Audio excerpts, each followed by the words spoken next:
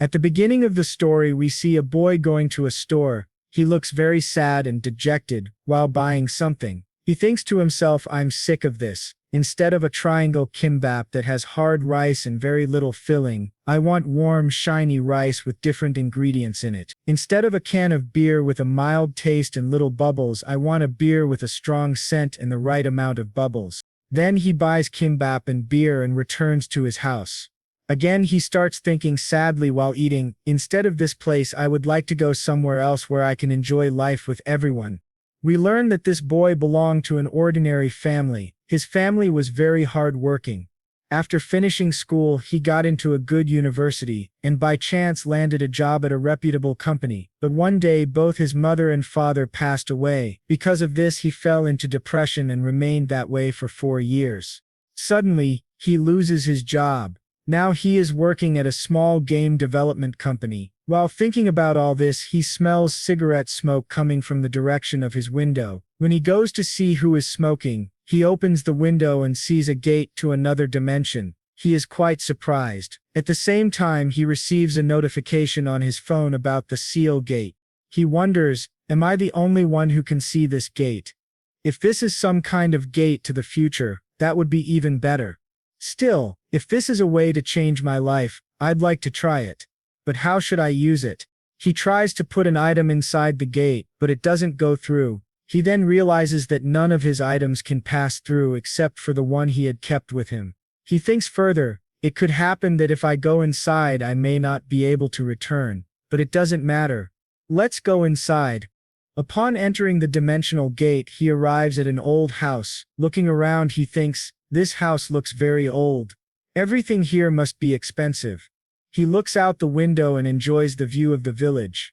After a while, he notices a shiny paper on the side table. It is a contract related to the dimensional gate. According to the contract, he can travel back and forth between 2 places, but the gate will only work twice. There is also another item called the subspace pocket. This pocket is connected to the gate and can be used to lift any item from Earth as long as the item's weight is within a certain limit. To use it, you must place your right hand on the item and your left hand in empty space. There are no restrictions on what you bring in, but the only thing you can take back is gold. The boy is shocked to learn that he is initially being given 1,000 gold coins for staying there. He reads further, if you sign this contract, you will learn the language of the Manhwa Empire. You have 7 days to think about it. If you do not sign within 7 days, all memories related to this dimensional gate will be erased. If you die for any reason, the contract will be automatically destroyed. If you want to sign it, place your right hand on this paper. The boy thinks 7 days is too much. I'll just sign it now. As soon as he signs, he learns the language of the Manhwa Empire. The boy is welcomed into the empire and given the name Cho Isu. He wonders, what can I become in this world? A nobleman? A feudal lord? A wizard? Well, it doesn't matter for now. I just want to stay here and escape the small problems of my life. A lady says to him, did you not like the food? He replies, no, it's not like that. I was just thinking about something. Anyway, maybe this food won't be enough to satisfy me. He once checks his room to confirm whether he exchanged all the gold for cash. He plans to return to that place again, but he loses consciousness and falls asleep. When he wakes up, he notices that he looks much younger. His skin has become shiny, the color of his hair has changed, and his nose is a bit sharper.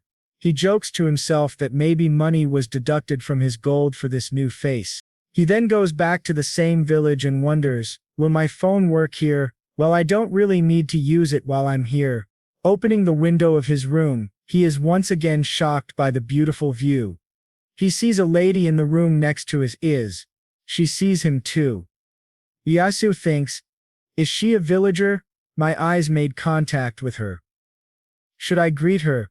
But the lady speaks first and asks, who are you? Yoziu introduces himself. The lady replies, this house has been empty for a long time. Did you just move in? Who are you? Did you get permission from the village chief?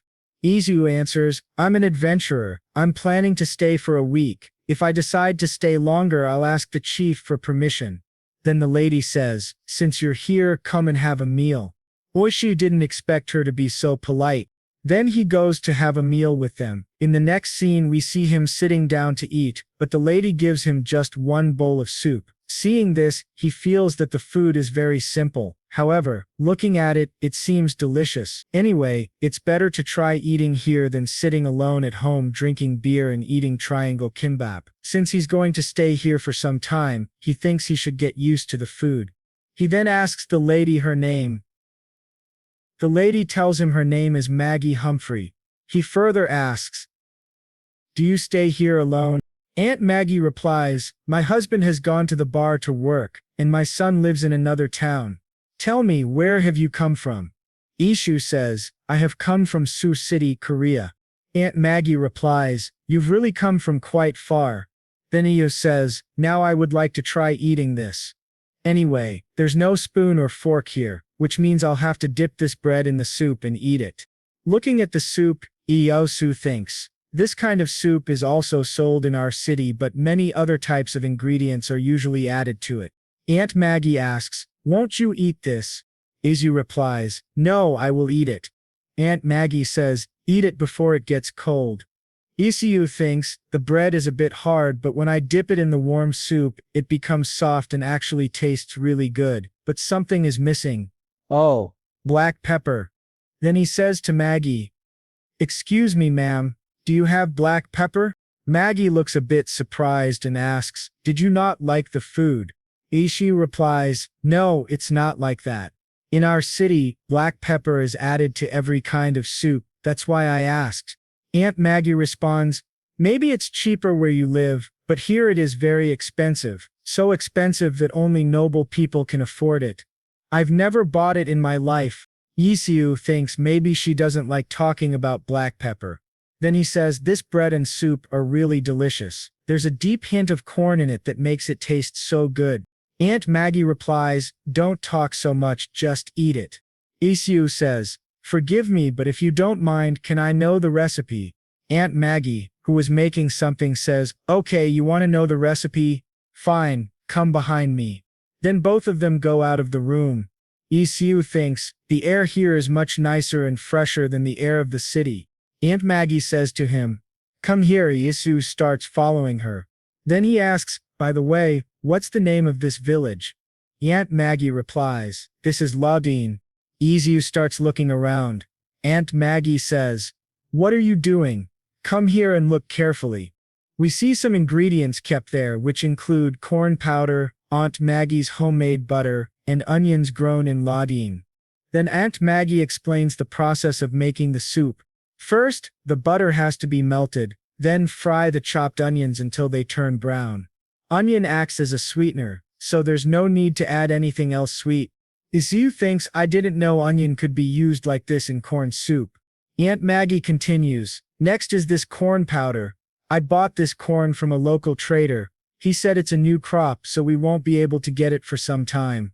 Isu thinks, "It seems corn isn't very common here." Maggie says, "I thought I'd try making powder from this corn. It actually worked, so I continued doing it this way. Just mix a little of the corn powder with the fried onion, then add water and milk together, and boil it on a low flame. Finally, just add a little salt. Now it's ready." Isu is amazed watching the soup being made. He thinks the process is so simple, but even if I try making it, it probably won't taste this good. Aunt Maggie starts going inside the house with the soup. Isu takes something out of his pocket and gives it to her as a gift. Aunt Maggie looks at it and is very surprised. It is a mirror that looks quite expensive. Isu says, "You invited me to your house for food, so this is a small gift from me." Aunt Maggie thanks him, but then rudely hands the mirror back to Isu. Isu thinks, why is she acting so cold now? Then he asks her for directions to the library. Aunt Maggie gives him the directions, and Isu puts the rest of his thoughts aside and heads toward the library. As he walks, we see him looking through a window where he notices a girl. When she sees Isu, she runs away. Isu thinks maybe she's shy. He continues walking and eventually reaches the library. Upon entering, he sees a boy with a name tag that reads Shara, who is eating something. The boy welcomes Isu. Isu greets him, "Good morning," and thinks, this man must be at least 30 years old. By the way, what is he eating? The boy says, maybe we haven't met before. Isu replies, I'm an adventurer who has come to this village for a short time. My name is Isu. I'm from Seoul City, Korea. Isu looks around the library and thinks, this is a library, but it's better than the bookshelf at my home. There are only around 50 books here. Maybe these are all rare books. Still, I don't understand one thing. Why is such a good man taking care of this library? The boy asks Is, have you come here to look for something? Isu replies, yes, can you give me a map of the IR Empire? The boy brings him a map. Isu asks, can I borrow it? The boy replies, no, only people of this village are allowed to borrow books from the library. You have to read them here. As Isu starts looking at the map, the boy also starts observing it with great curiosity, seeing which Isu thinks. He seems genuinely interested. He is very worried and thinks, I will have to flip the pages carefully. If a page gets torn by mistake, it will probably cause me a lot of trouble. Looking at the map, Isu says to the boy, this is a map, there's nothing on it except the sketch of the coastline and the continent. The boy replies, in Man it's illegal to put cities or villages on the map. He then points to a place and asks, is this Lauren village? Isu says to the boy, is it because of war? The boy responds, yes, that's why a detailed map can only be read by the royals and the military. Isu thinks, I hope there won't be a war here. I wouldn't like to live in this world, suffer the wrath and serve only the military people. Isu then asks the boy if war happens often there. The boy replies, it's not like that. Recently a wizard's family helped prevent war in our empire. Looking at the current situation, it seems unlikely that anyone would have the courage to attack our empire. Isu feels happy and thinks, it's good that I won't have to serve the military. Then the boy introduces himself and says his name is Hans. He is in charge of all tasks that require strength in the village. He says to Isu, if you're around my age, let's be friends. Isu tells him that he is 23 years old. Hans is shocked and says, do you use any drink or lotion to look young? I'm 17 years old. Isu is surprised to hear Hans's age. He didn't think Hans would be so young. Then both of them become friends. Isu asks Hans about the food he was eating. Hans says, this is bread with raspberries on it. First we cook the flat bread and leave it for a few days, then top it with different kinds of food. On this one I used crushed raspberries. Then Hans says to Isu, do you want to have a bite? Isu thinks, after seeing it, it doesn't look so tasty. Then Isu asks Hans, by the way, which is the nearest city around here? Hans replies, Pushing City is the closest, but it takes 3 days to reach there by car. Then which is the biggest city? Hans replies, Armenia City, but I've never been there. Some merchants come to our village and I've heard about it from them. It's the capital city of our empire. It takes more than a month to reach there by car. When Hans hears the sound of some people coming, he thinks the merchants have returned. He asks Isu, can you take care of the library at this time tomorrow? I need to go meet the merchants. Isu gets a little confused. Then Hans says that Isu can also get the things he needs from the library. Isu couldn't refuse. Both of them come outside, where we see some merchants. Isu feels very excited seeing them. He goes to say something to Hans but sees that Hans is already gone. Then we see Hans asking Aunt Maggie where the merchants went. Everyone is in a hurry. Hans wants to return home because he has to buy something and needs gold. After coming home he thinks he should take a shower. Then he thinks further, I cannot go from this world to the other world with anything. Going to another world wearing just underwear is a bit too much. It's strange, but what can I do? Then he thinks, yes, it's better to take my box of gold coins to the other world than to come and go again and again. That's why I need a subspace pocket. He goes to another place, takes 2 gold coins and heads out to meet the merchants. He goes to a restaurant where the merchants are going to stay. There are a lot of people there, which Isu finds very pleasant. He sees Aunt Maggie there. Aunt Maggie asks Isu, have you come to eat food? Well, you'll have to wait for it. Isu replies, no problem. Then Aunt Maggie says, I'll bring food for you in a while. Till then, drink this. Isu says, thank you, and starts thinking, If she gives me beer, how will it taste? I had beer before, will this one taste different? Then Ant serves him beer. Seeing it, he gets very surprised because he has been drinking this kind of beer for quite some time. He doesn't let even a single drop spill and drinks it completely. He finds the taste very delicious and drinks it again. Then Aunt Maggie comes over and says, "You'll have to give 1 silver and 5 copper coins in exchange for this drink." Isu gives her a gold coin. In return, he receives 8 silver coins and 5 copper coins as change. He thinks this means 10 silver coins are equal to 1 gold coin, so the cost of 1 cup of beer is around 15,000 won. Then he asks, "Do I have to pay separately for food as well?" Aunt Maggie says, "Don't worry, you've already paid for both. By the way, is the price of beer also cheaper in your city? Because here we get 1 cup of beer for 2 copper coins." She adds, "Well, now I'm going to prepare food for you."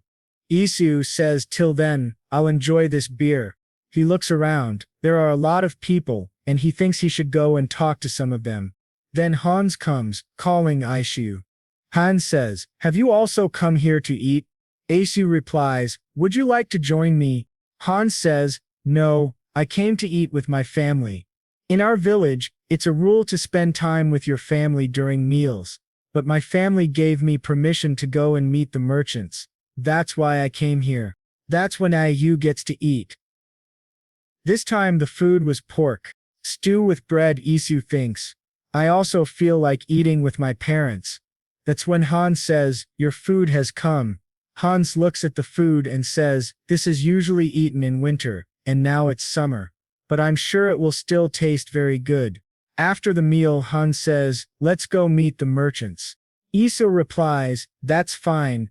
Then he looks at the food and starts thinking, generally people keep pork like this for 2 days, but that can spoil it. That's why common people eat it as quickly as they can. Fresh pork juice and vegetable soup preparation tastes very delicious. At the same time, they've used essential herbs and salt, which gives it a unique taste. I remember this taste. My mother used to cook food like this. My mother used to make very spicy food, which I liked a lot earlier, but now I don't like spicy food. While thinking about all this, he remembers his mother a lot. When Isu is done eating, Hans asks him again, "Mr. Isu, what will you do now?" Isu says, "I'll go see the merchants." Hans gets excited and says, "Okay, let's go quickly." Then both of them go toward a small festival. Hans says, "You'll find a lot of things here." Aunt Maggie asks the price of a mirror. The shopkeeper says, 8 silver. Isu sees Aunt Maggie asking about the mirror and thinks, "I'm sure the one I tried to give her had better quality. Anyway, 8 silver is 80,000 won. If I were to sell 3 a day, 90 a month, I'd earn 7 million won a month. Awesome." Then Aunt Maggie asks for a cheaper mirror. The shopkeeper shows her a wizard's mirror for 3 silver coins. Aunt Maggie understands that this is a mirror made by a wizard. On the other side, Isu sees a man and thinks, "I've never seen this face before." The old man says to Isu, "Where did you come from?" Isu replies, "I am an adventurer from Korea. My name is Isu." The old man says, "It's my first time hearing such a name. It must be really far from here." Isu tells him, "It's a miracle that I came this far alive. By the way, how much does spice cost nowadays?" The old man replies, 6 gold per pound for black pepper, 6 gold for nutmeg, 1 gold for sugar, and salt is 2 copper. Isu thinks carefully. 1 pound is about 450 grams, so 1 kilogram of black pepper would be 12 gold. That's about 1.2 million won. That's awesome. Then he asks, "Is that standard followed everywhere in Armenia?" The old man replies, "Well, we can say that the prices are similar here and there." Hearing all this, Isu starts forming a detailed business plan in his mind. He thinks, considering the transportation fees, city taxes, and store rental fee, I think it's okay to sell it a little cheaper here. Judging by how they react, they must have increased the prices since they are dealing with innocent rural peasants. Anyway, spices are quite expensive here. If I just find a route to sell them, I might become the richest person in the Armenian Empire. If that happens, I'll be done with you, Manager Park. We see that the same girl starts watching Su from behind a tree. Isu starts asking the old man how much did it cost you to get the black pepper from the port. The old man replies, "Of course, I can't say that." Then Isu says, "Did I mention that black pepper is really cheap in the place I come from?" Isu gives an evil smile and continues, "If we talk about this further, I might be able to provide those at a reasonable price." The old man replies, "3 gold." Isu asks, "Where is that continent anyway?" He continues, "Since they come here and that reduces their burden of having to go to the big city, I think they will buy it for 2 gold coins, right? By the way, I'll ask other merchants too before deciding the exact price." Hearing these lines, the old man says, "So why don't you sell all the black pepper you have?" Isu starts looking at the man with suspicious eyes and says, "Looks like you're lacking in supplies, is that it?" The old man replies, "Of course I am. Every time this crop grows, the royal family and the elite people buy it. Because of that, ordinary people like us are not able to buy it even if we want to. That's why this time I could buy only 5 pounds of black pepper." Isu thinks, "I can understand why it's so expensive. It's brought from such a far distance. Even bringing 2 kilograms of black pepper from that far is a big deal." Then he says, "Forgive me, but for today I don't have anything." The old man gives him a card and says, "Take this."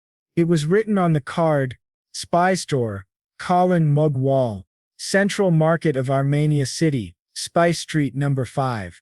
Then the old man says, "If a trade route opens to your continent, come to my store. And now, goodbye." In the next scene, Izu sees a kid sitting. He thinks he should go and talk to that kid. He goes to the kid and asks, "Hey kid, do you live here?" The kid says, "I'm not a kid. I'm 10 years old." Isu says, "Forgive me." Then the boy asks, "Where do you come from?" Isu replies, "From Korea." The kid says, "Liar, I've read 100 books but I've never heard of Korea. What are you talking about?" Isu says, "Do you know I'm 23 years old and I've read more than 1,000 books, yet there are still many things I don't know. And you think you know more than me?" The boy replies, "I'm the son of a general merchandiser. Mino strives. What about you?" Iso tells his name, to which the boy says, "That's a very intellectual name. By the way, since you've read thousands of books, are you rich? Because in this place thousands of books are equivalent to several 100 million won." Isu says, "Anyway, I have a question." The boy gets surprised and asks, "What do you want to ask me?" Then Isu gives him the same mirror and says, "Can you check this out? How much do you think this mirror would be worth?" The boy replies, "As long as it's sold officially, about 3 gold. Then Isu asks, "Sold officially?" The boy says, "With this quality I'm sure it's made with magic, but there isn't a seal that means this was made by an illegal wizard who wasn't approved by the royals." Then Iyasu asks, "So you mean it can't be sold? I guess I should just quietly sell it then." Eso says. The boy replies, "Yes, you can sell it on the black market. Noble families go crazy collecting unique things, so this would be an easy way out." We see that the boy likes the mirror very much. Aishu says, "Can you keep this?" The boy gets very shocked and says, "Really, I can keep this? But wait 1 second. Will you have any conditions in exchange? Because there is no such thing as free in this world." After that, Izu asks the boy, "Then let me ask a question. You came from Pussing, right? Aren't there any other villages around?" The boy replies, "There's a big village named Rin that's 2 hours away from here, but I like Laden more." Isu asks why. The boy says, "Because the people here aren't greedy and they also sell good quality hay at a cheap price, so the horses like it. And of course I can't forget the delicious food made by our Aunt Humphrey." Isu thinks in his mind, "It seems everybody loves Aunt Humphrey's food." Then Isu asks, "What about Armenia City?" The boy says, "It's really a good place to live, it's just that the houses are really expensive." Izio asks, "Is it too expensive?" Then Ashu thinks, his words remind me of Seoul's prices. Then the boy tells him, "A hut in this village is 20 gold, that's about the price of a horse." "By the way, Mr. Izu, wait for a while. I want to give you something." The boy gives something to Izu and says, "This is our house. The first floor is a store. If you have any thoughts of working, you're always welcome." Isu asks, "So suddenly?" The boy says, looking at you, I can tell that you belong to a rich family, that's why I'm suggesting it, and it looks like you will be popular with women here, but of course you aren't my type. Then Isu replies, that's too bad, but you're not my type either. The boy laughs and says, I'll go back to my father now. While leaving, the boy tells him, if you get us another mirror I will sell it for you. Isu asks, you will? The boy says, yes, with this quality, if we put it in an auction it will be worth a lot. If you promise to supply us the most, we will give you the best rate. In the next scene, Su is back at his home and thinks, I want to go back again. He is feeling very hot, so he turns on the AC and thinks, when will this hot season end? I just want to live in Lawton, selling black pepper. Then he opens the fridge and takes out ice cream. He enjoys eating it and says, that soft ice cream inside this fluffy bread and the sweetness of the cookies and cream and the little cookie pieces embedded, it's giving a nice chewing texture. He becomes happy and finally decides that he will leave his job. Then he starts searching for the price of black pepper on the computer. He sees 1 kg of black pepper 101, which is very cheap. Then he thinks, if I were to sell it for 2 gold per pound, that means 4 gold per kilogram. I can get 4 million won for 10 kg. Thinking about all this, he becomes very happy and says, tomorrow I will go to the office and submit my resignation. In the next scene we see Izo going to his manager, Park. Manager Park tells him, I've told you a couple of times already, why are you changing the source code? You don't like it. Isu replies, distressed, but Manager Park shouts, shouldn't you be trying to find a more efficient way instead of just using open source? Isu hesitates and says, but that efficient source is where the error came from before. Then Izu starts thinking in his mind about all those things which require a lot of hard work as a programmer. Manager Park shouts again, hey, are you even listening to me? He drops some of the papers that Iyashu had worked on, then scolds him saying, are you thinking of using your dead parents as an excuse to zone out like that? Izu gets surprised and thinks to himself, is he really crazy? Then his manager continues, this is the problem with brats with weak mental health. They affect other innocent people too. Izu makes a decision, he will have to resign. In the next scene, he goes to someone's room. That guy asks him to sit politely. Isu says, I think I have to resign for some personal reasons. The guy asks, is this because of Manager Park? Isu tells him, till now, I've done everything they told me to do. I've heard every taunt and insult, but now they are saying terrible things about my parents. That's something I can't tolerate anymore. The boy replies, all of us are thinking of complaining against Manager Park. He continues, but the CEO is only listening to our complaints. He isn't able to do anything against Park, because very few people support us. That's the reality, and when it comes to Park's ability, he doesn't do a bad job. It's only because of that we haven't been able to fire him. Isu thinks, I could not even concentrate on my work while remembering. After what Manager Park had said, the man tells Ayo, I can understand. I kept you on the job because I knew your situation, but now things have worsened. I still understand where you're coming from. That's why I won't stop you from leaving. Even I don't know how long this company will survive, but I'm hopeful we'll get projects again. He adds, you are really a very good person. You should take care of yourself. Isu thinks to himself, if this dimension gate wasn't there, I would have had to give more years to Manager Park. Then he says to the man, thank you for understanding. I'd like to ask your permission to leave now. The man replies, okay. Coming out of the office, Ius thinks, I hope this company runs well even without me. Even if I go away, I believe the people who remain will take care of it. As for Manager Park, well, now I have nothing to do with him. In the next scene we see Asu preparing to go to another world with both black pepper and sugar to start a business. He says to himself, I had 41,000 won in my bank, and I had 100,000 won in cash. Together that makes 41,000 won, which I used to buy black pepper and sugar. He continues thinking, now I feel scared to try new things, but I can do anything, and nobody can stop me now. He travels to another world, and after looking at his room he says, this place is really comfortable. I even made a secret space to store the black pepper and sugar. It's under my bed. Then we see him visiting Aunt Humphrey's house. Aunt Humphrey thinks he has come to eat food, but he says he has something to show her, and also something to give her. Aunt asks, "What is this?" Isu replies, "These are barley flour, apricot seed flour, and honey. I'm going to make something called a mask pack. We'll mix the ingredients and apply them to our faces." Aunt asks, "All that on our face?" Isu says, "Yes, it will lighten blemishes and give our skin elasticity." The aunt feels a bit weird and says, "But I don't feel like putting food on my face."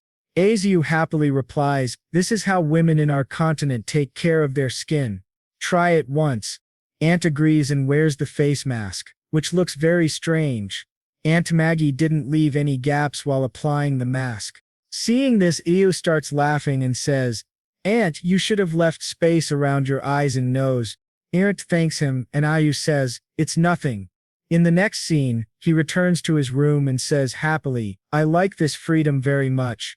This is how he starts to heal and how he spends his days in Seal City. Then there is a knock on his door.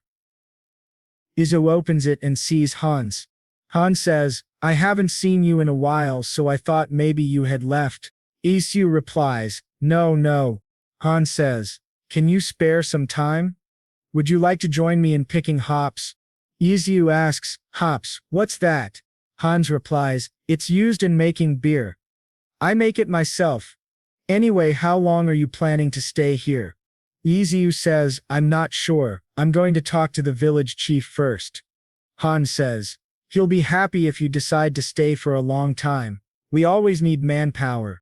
He continues, "There's a lot to do: harvesting hay, feeding animals, fetching water, making beer, grinding grains, and I also have to protect the library."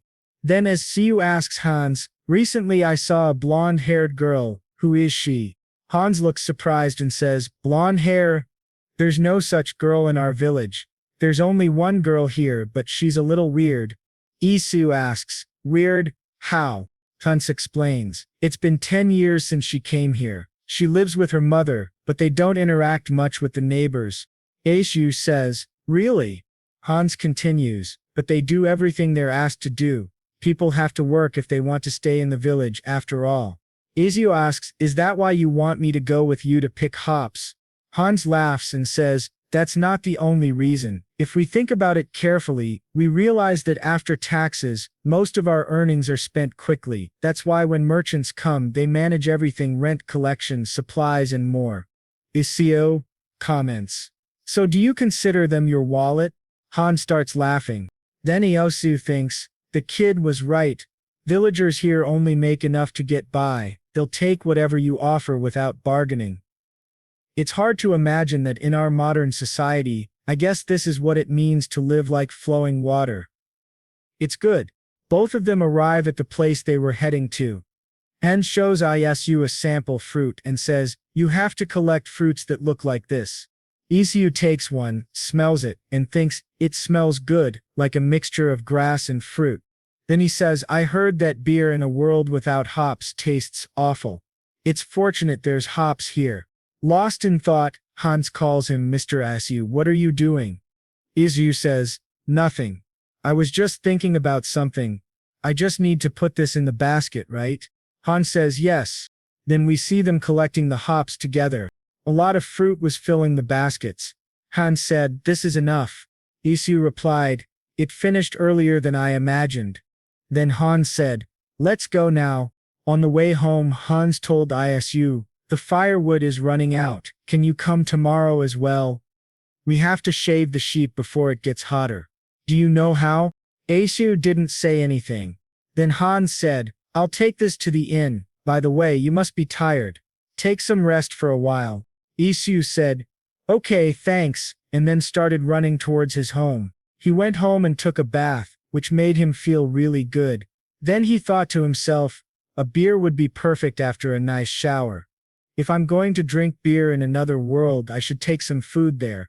He started thinking about a lot of food and said to himself, "I feel like eating all this." He began browsing food on his phone and planned to take some of it to the other world. After much thought, he picked a food item and ordered it online.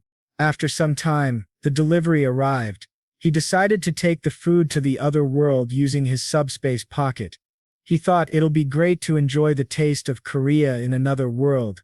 After reaching the other world, he thought, but how can I eat this food? There's not even a plastic bowl here.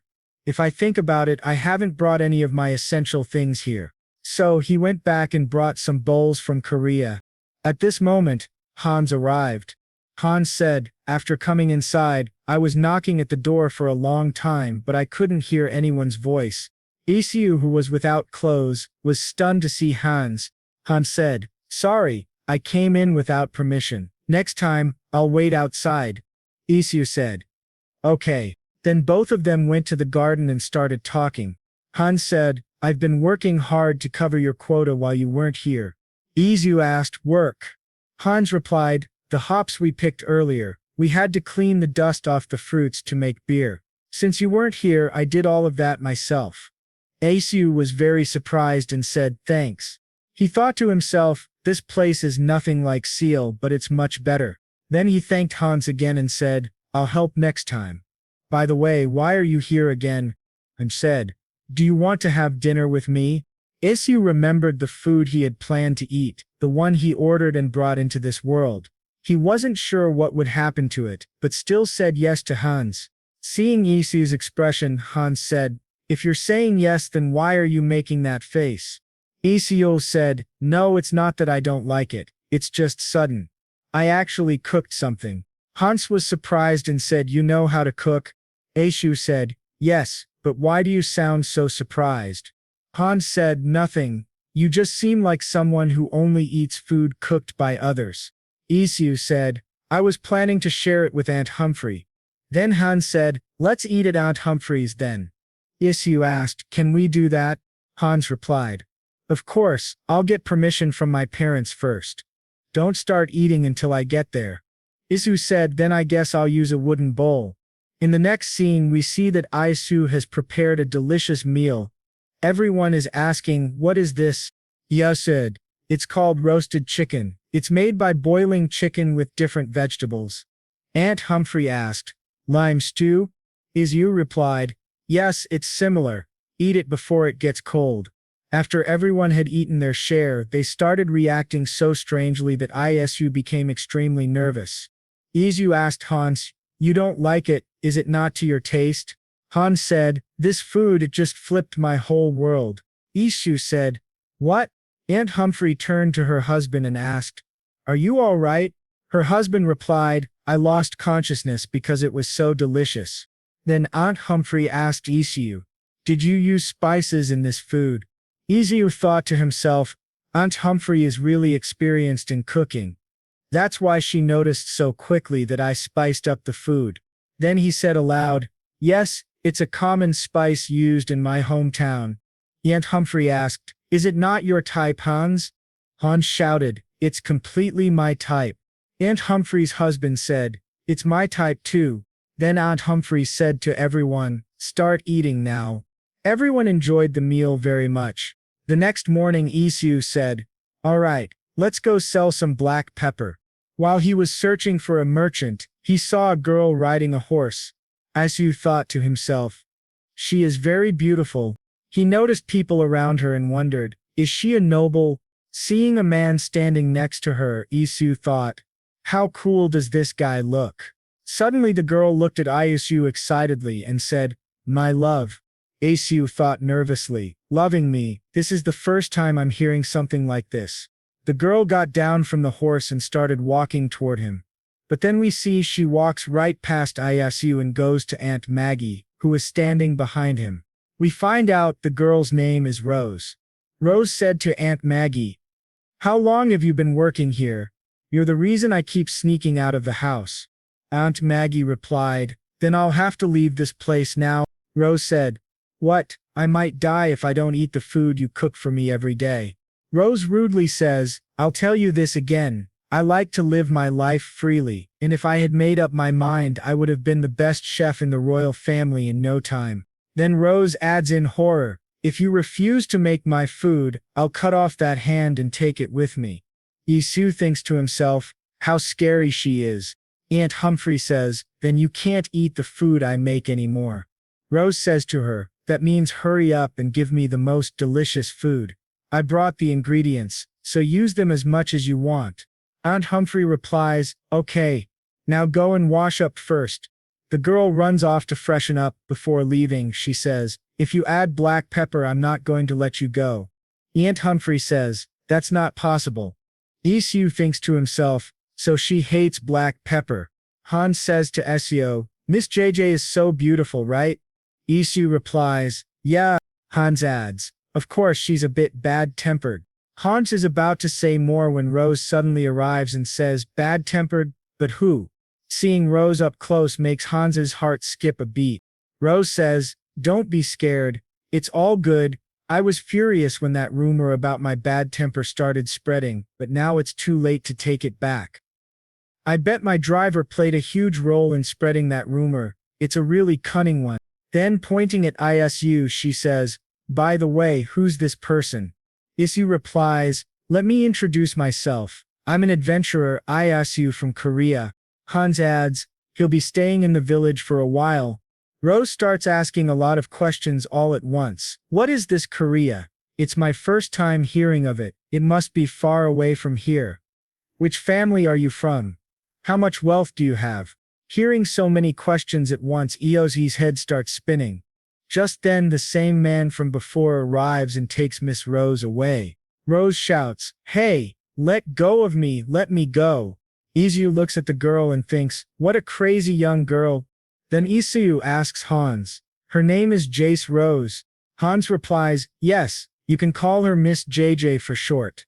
Isu says, I see, Miss JJ must be very interested in me. Isu pokes Hans and asks, do you like Miss JJ? Hans replies, what are you saying? It's not like that. He continues, Mrs. Humphrey's food is really good. Even if I use the same recipe and ingredients, it doesn't taste as good as hers. Just then, a swan becomes very happy after seeing a man and says, Mr. Joseph, I am here. The man named Joseph replies, all right, Hans, get me a beer. Hans brings the beer.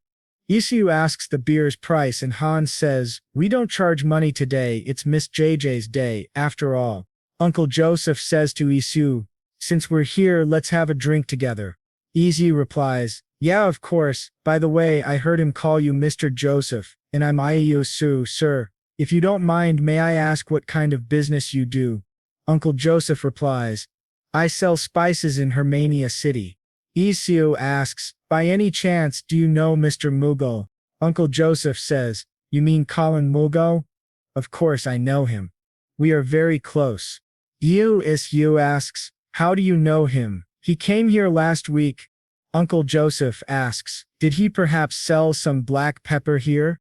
Isu replies, yes, but he said he only got a little of it. Uncle Joseph exclaims, come on. Isu, confused, asks, any problem? Then Uncle Joseph says, I'm the owner of the biggest spice shop in Hermania. I couldn't even get a grain of black pepper because the Meditz family swept it all up. No wonder the Meditz bathe in pepper water. There's even a rumor they use pepper as perfume. Isu thinks, that sounds like the other way around. Uncle Joseph then asks, that man Mugo, how did he even get a little bit of black pepper? Isu thinks, come to think of it, wasn't that what Hans ate before? It wasn't that good back then, would it be any better with beer? While thinking, he starts eating something very hard and doesn't like it at all. Isu says to Uncle Joseph, I don't think Miss JJ actually likes black pepper though. Uncle Joseph says, don't even say that. There's big trouble in Pising because of that. Isu asks Uncle Joseph, were you planning to set fire to the carriage carrying black pepper? Uncle Joseph replies, it was pretty hard to distract the knights. Isu says, wow. Just then Rose returns and says to both of them, don't you both think you shouldn't talk about me behind my back? Isu suddenly gets scared. Uncle Joseph says to Rose, of course not. Come, have a seat. Have a drink too. Rose tells Uncle Joseph, how about we steal that carriage? We'll earn a lot if we succeed. Then she picks up Iosi's beer and drinks it. Rose asks Isu, do you want this beer back? Isu replies, I don't want it. Rose asks Isu to answer the question she had asked earlier. Isu says, my father was a scholar and my mother was just a regular housewife. I was traveling after graduating from an academy. Rose says, that must be why you look rich. So since you enrolled in an academy, you aren't just a commoner, right, sir? Rose suddenly changes her tone toward Isu. Isu responds, in our continent, even commoners can enroll in an academy. Rose asks, really? Isu replies, yes. Then Rose asks, what about women? Isu replies, women can enroll too. After that, Rose says, then we'll run away to that continent right now. Her bodyguard interrupts, don't even dream about it, miss. Then Maggie brings food, which makes Rose very happy. Rose is about to eat the food when her bodyguard stops her and says, I can't let you eat something that looks suspicious. I've never seen this type of food before. Rose says, then should I starve? You really want that, don't you? Then she begins to eat silently. She enjoys the food so much that she feels like she's in heaven. Maggie says, I'll explain about the food. Rose suddenly interrupts. Wait, I'll explain. The soup has the taste of soft cream, a mix of veggies, butter, and milk all together. The texture of the barley popping in my mouth feels so refreshing. The scent of truffle mushroom is added, making it luxurious. In this it's a food called potato. It's my first time trying it. It's somehow crumbly yet soft and tasty. Isu is very surprised to see Rose's refined sense of taste. Rose says, of course it was magic. I spent some money on some wizard bastards. I did well, right?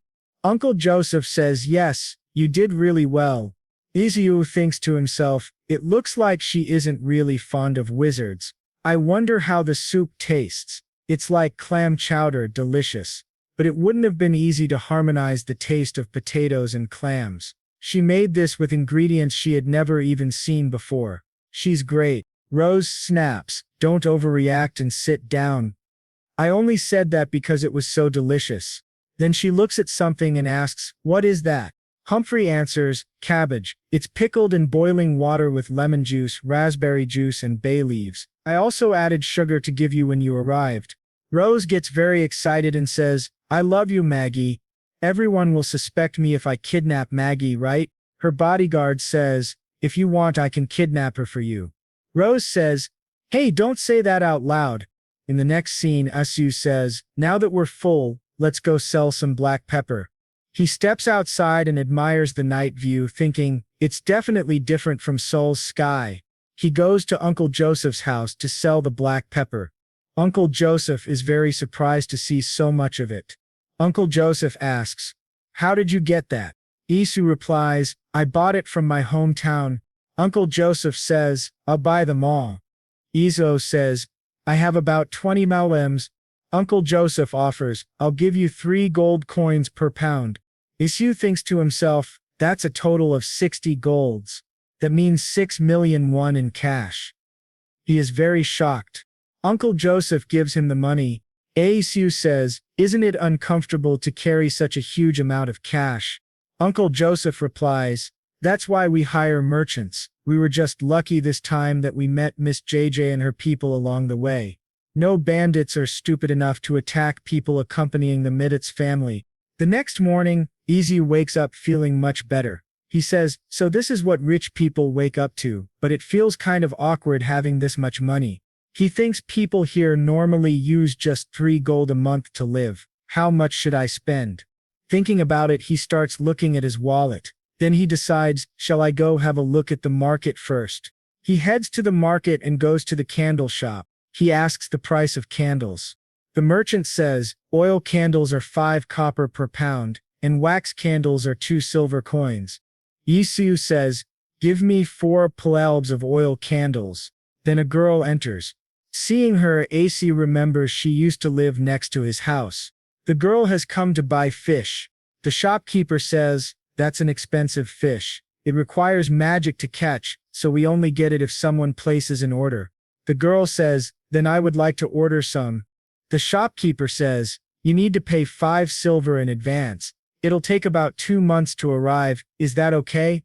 Isu is shocked and thinks, 500,000 won for some fish. The girl says, then just give me 1 cooked red herring.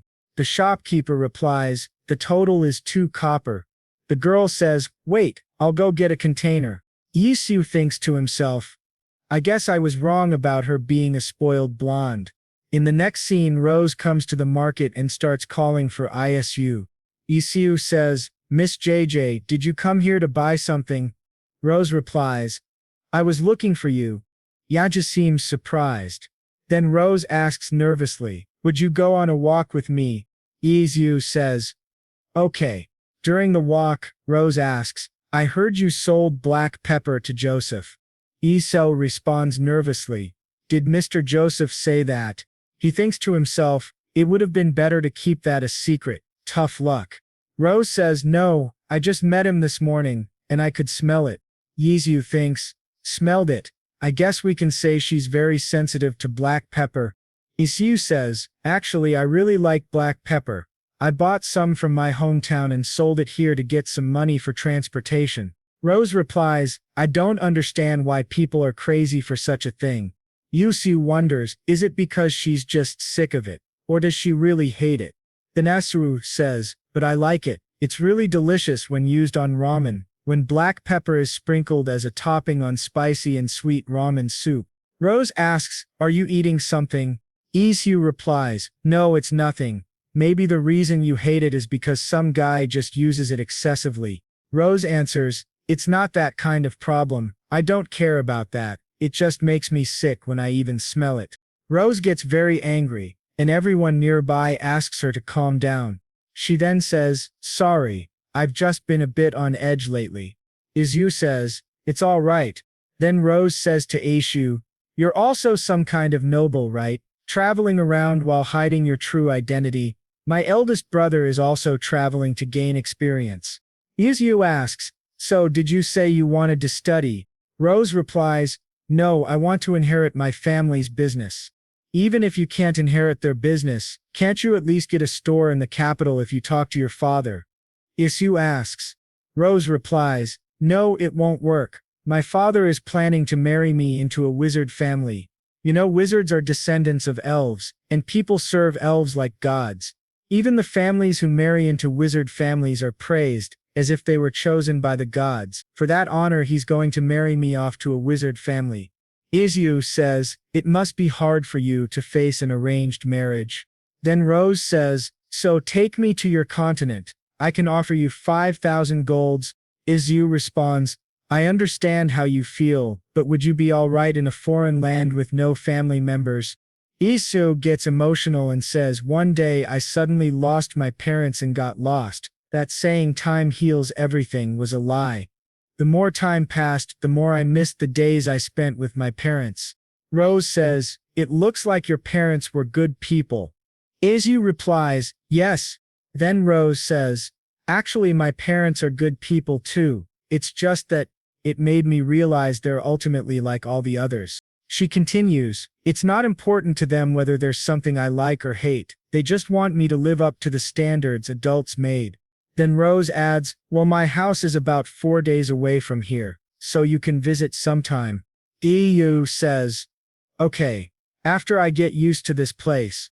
Rose says jokingly, it would be better if you kidnapped Maggie too on your way there. Isu replies, I guess I should rather not go then. Rose says again, I will give you 5,000 golds. Isu jokes, wouldn't it be better to give that to Humphrey instead?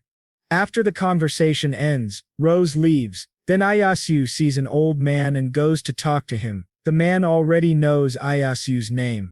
He asks, are you going to stay in this village?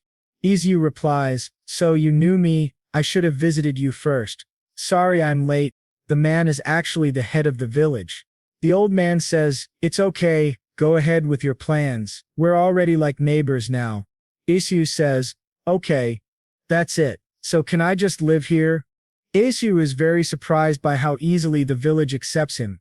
In the next scene we see a car arriving in the village. Maggie shouts, old men. She gets angry and says, where the hell have you been? Oh my god, you got a kid now? We then see some people arriving bringing a baby with them. Maggie asks the lady, is the baby healthy? The lady replies, yes, he's a perfectly healthy boy. Maggie gets emotional seeing the baby. We come to know that the woman is Maggie's daughter-in-law and the baby is her grandson. Isu feels very happy witnessing the moment. In the next scene, Hans comes to Isu's house. Isu says, "What is it? Do you need more firewood?" Hans says, "No, let's go see the baby." Both of them go to see the baby and think that he's very cute. Then Hans says, "Mr. Isu, I need to tell you something." Isu asks, "What is it?" Hans says, "A noble is trying to buy our village." Isu asks, "Seriously, what do you mean by that?" Hans says, "I mean our village could be sold at any moment now." Isu says, "What? Isn't that a serious problem?" Just then, the baby starts laughing. Seeing this, Isu says, "Well, maybe it's not as important as this moment." Hans says, "I guess so." In the next scene, Isu brings Hans to a different place and asks him, "By the way, that thing you mentioned earlier, isn't that a serious problem?" Hans asks, "What? Which one?" Isu says, "The thing you told me about the noble." Hans says, That, actually it doesn't have much to do with you. You're a traveler. You can leave at any time." Isu thinking to himself, that kind of hurt. Hans continues, "Anyway, there's something I wanted to give you." He hands over some books and says, "This one is about one of the nobles I like. It can help you better understand this place." Isu replies, "Thank you." In the next scene, Isu returns to Korea using the gate. Looking at his budget, he begins thinking about what he can sell this time. He remembers the girl in the market who was buying fish. Later that night, he goes to the market to buy something. He sees a lot of food and ends up eating to his heart's content. Then he thinks, let's take a walk to digest all this food. While walking, he reaches the fish market. Seeing so many fish makes him very happy. He spots a fish that looks just like the one the girl was buying. The shopkeeper asks, "Do you need some mackerel fish?" Isu replies, "Yes, but please remove the organs." The shopkeeper says, "Okay." Isu buys a lot of that fish, takes them home and thinks, "It's been a while since I had proper mackerel." He also finds a sauce called samjang. Isu says, "They don't have samjang sauce there, so let's make something tasty using samjang." He continues thinking, "I learned this when I was studying abroad, and lastly, if I mix in some nuts, then it's done." He collects all the ingredients to eat the fish and says, "I took some barley just in case, because porridge is more common than rice in that place." Then Eo remembers what his mother once said. Controlling fire is essential when cooking rice in a pot. You should fry the outer layer when frying fish so that the oil comes out, which prevents the fish from sticking to the pan. Won-soo gets a little emotional remembering his mother's words. In the next scene, he goes to the house of his neighbor. The girl's mother opens the door and asks, "Who is it?" Isu says, "I'm Iyasu living next door." The girl's mom replies, "Hi, I am Mesa, but what brought you here then?" Isu says, "I just realized that I didn't introduce myself properly, so I decided to treat you to a meal." Then the girl comes and asks her mother, "What happened, mother?" Her mother replies, "Mr. Aishu just moved into the house next door." She then tells Isu, "This is my daughter. Her name is Hyan." Both mother and daughter are quite surprised that Isu is suddenly asking her to join him for a meal. Isu says, "I saw your daughter in the market looking for some mackerel fish, so I went to the neighboring village and bought some. I remembered that if it's all right with you, may I cook it?" That girl's mother says, "Sure. I wonder how it tastes." Isu says, "I hope it will suit your taste." "Okay then, let's eat in my backyard." Later in the next scene we see him cooking fish with great fun. He thinks I should fry the fish like this to make it crispy on the outside but soft on the inside. He's done cooking the fish, which looks very tasty. The three of them sit together to eat. Isu says, "This is steamed cabbage, but take a piece of mackerel fish along with some sauce on it, then wrap it and eat it."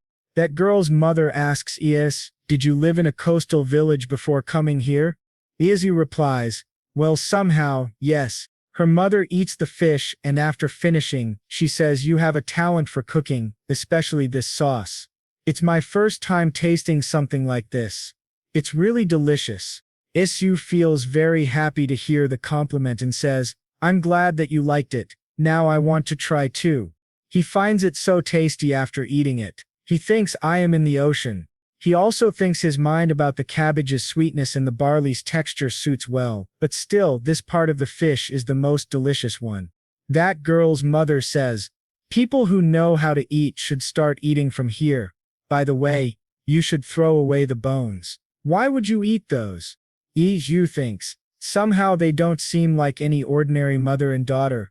After eating, the girl says to Isu, thanks for the meal. I will clean the dishes and return them later. Isu says, it's okay, I will do that. That girl's mother says, let her be. She just wants to repay you somehow. Then she holds Isu's hand and says, thank you so much, I will treat you to a meal someday too. Isu says, okay, call me anytime. A scene of a few days later is shown. Isu thinks, it's been a month. He further thinks, I get very tired doing all that work with Hans. Just then, Hans arrives. Isu thinks that Hans has come to call him to do that work again. Isu asks in a very weary tone, what are we going to do today? Hans says, it isn't for work. Would you like to go to Lucian village with me? He is surprised to hear the name of the new village, but then he says, yes. Hans becomes very happy. In the next scene, Isu starts vomiting profusely due to traveling on such a dangerous road. He thinks, I should have taken meds for motion sickness. That was one murderous road. Then Hans says, there is someone I have to meet, so I will go that way. Isu says, okay, let's meet at this spot after about an hour. I will be at the pub if it gets too late. Hans replies, okay. Then he goes to meet someone.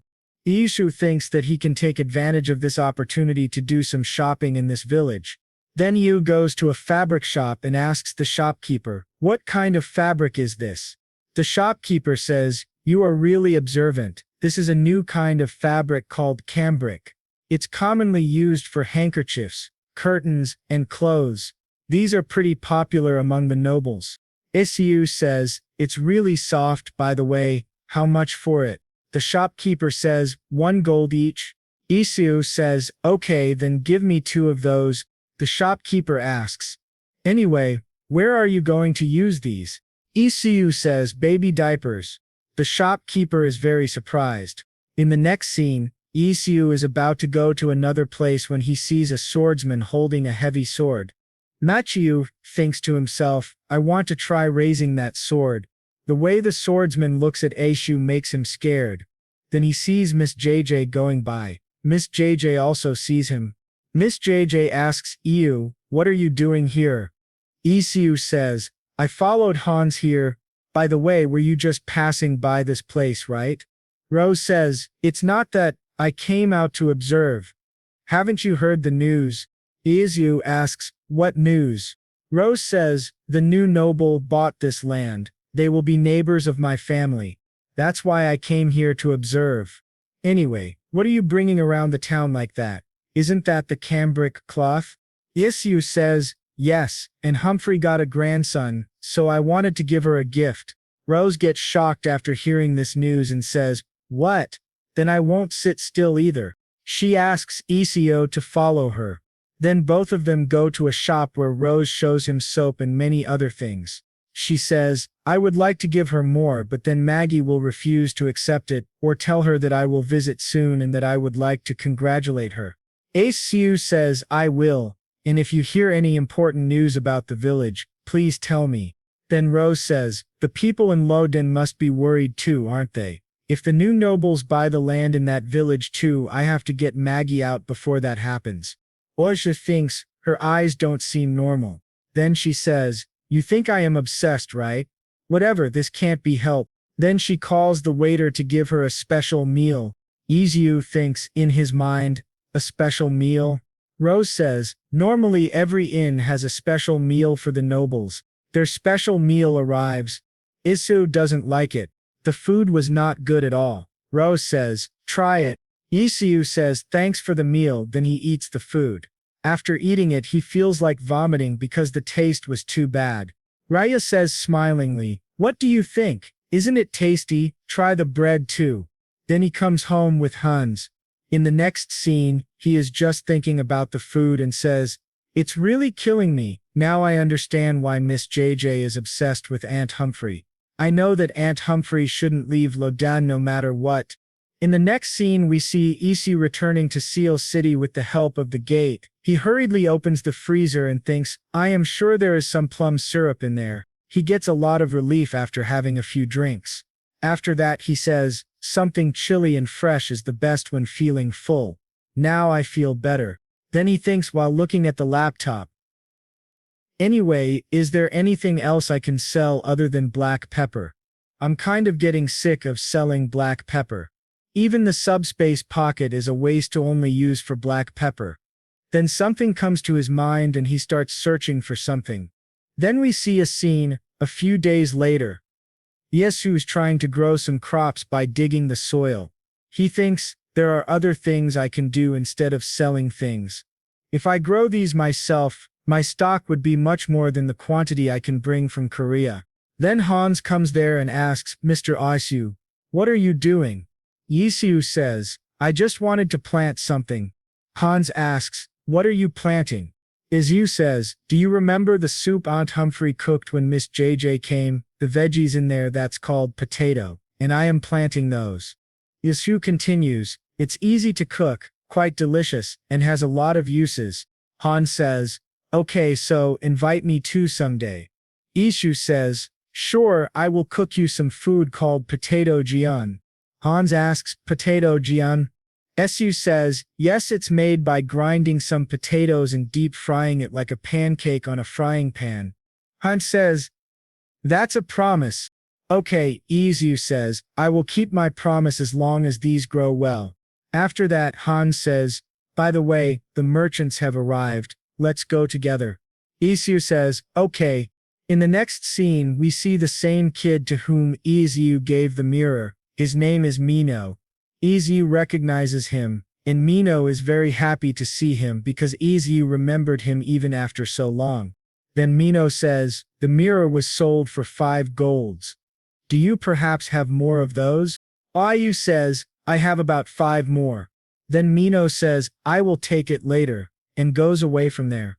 Then Isu thinks, if Aunt Humphrey has made sausages today, I am wondering how tasty it will be to eat. I want to eat too. Just then Hans comes there and gives some food to Isu and asks him to eat it. Isu looks at the food and thinks it looks similar to salami. Then he eats the food, which makes him feel very salty. Hans asks, don't you like it?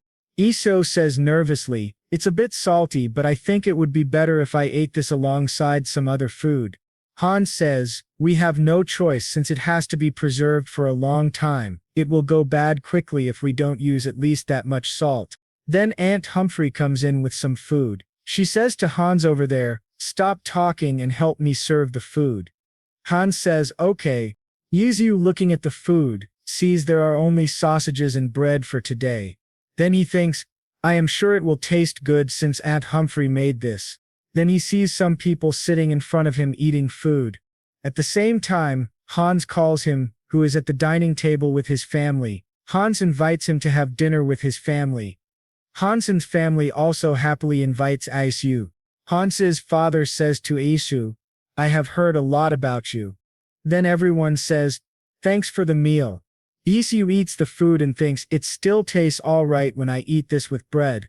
The scent of the fermented meat and this chewy texture is this similar to salami too.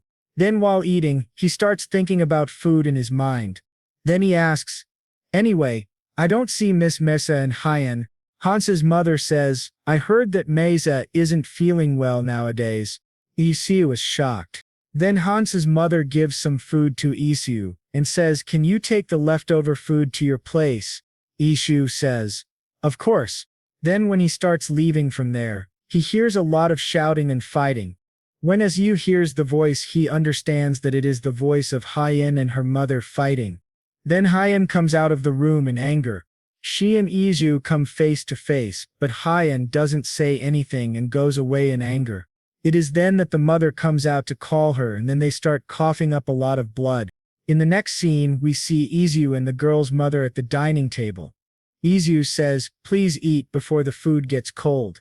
The girl's mom replies, I will eat together with Hyen when she comes back. We see that she is very worried about her daughter.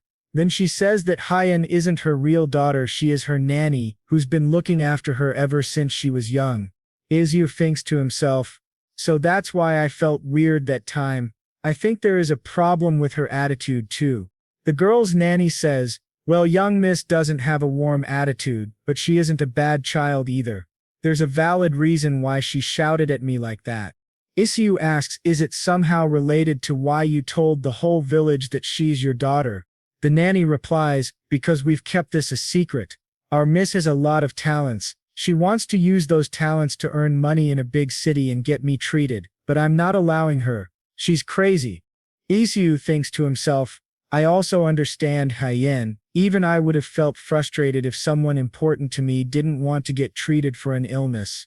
Then the nanny says to Isu that she has a favor to ask. Isu asks, what is it?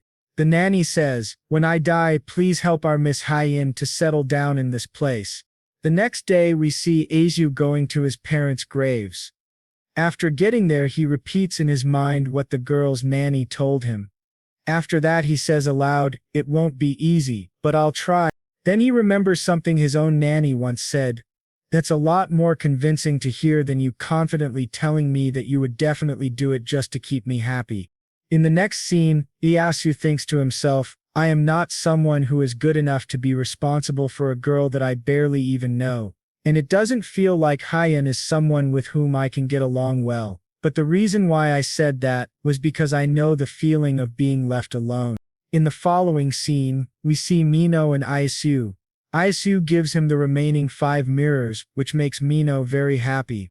Mino says, okay, I'll give you 3 golds per mirror. And I'll give you more if these get sold at a higher price.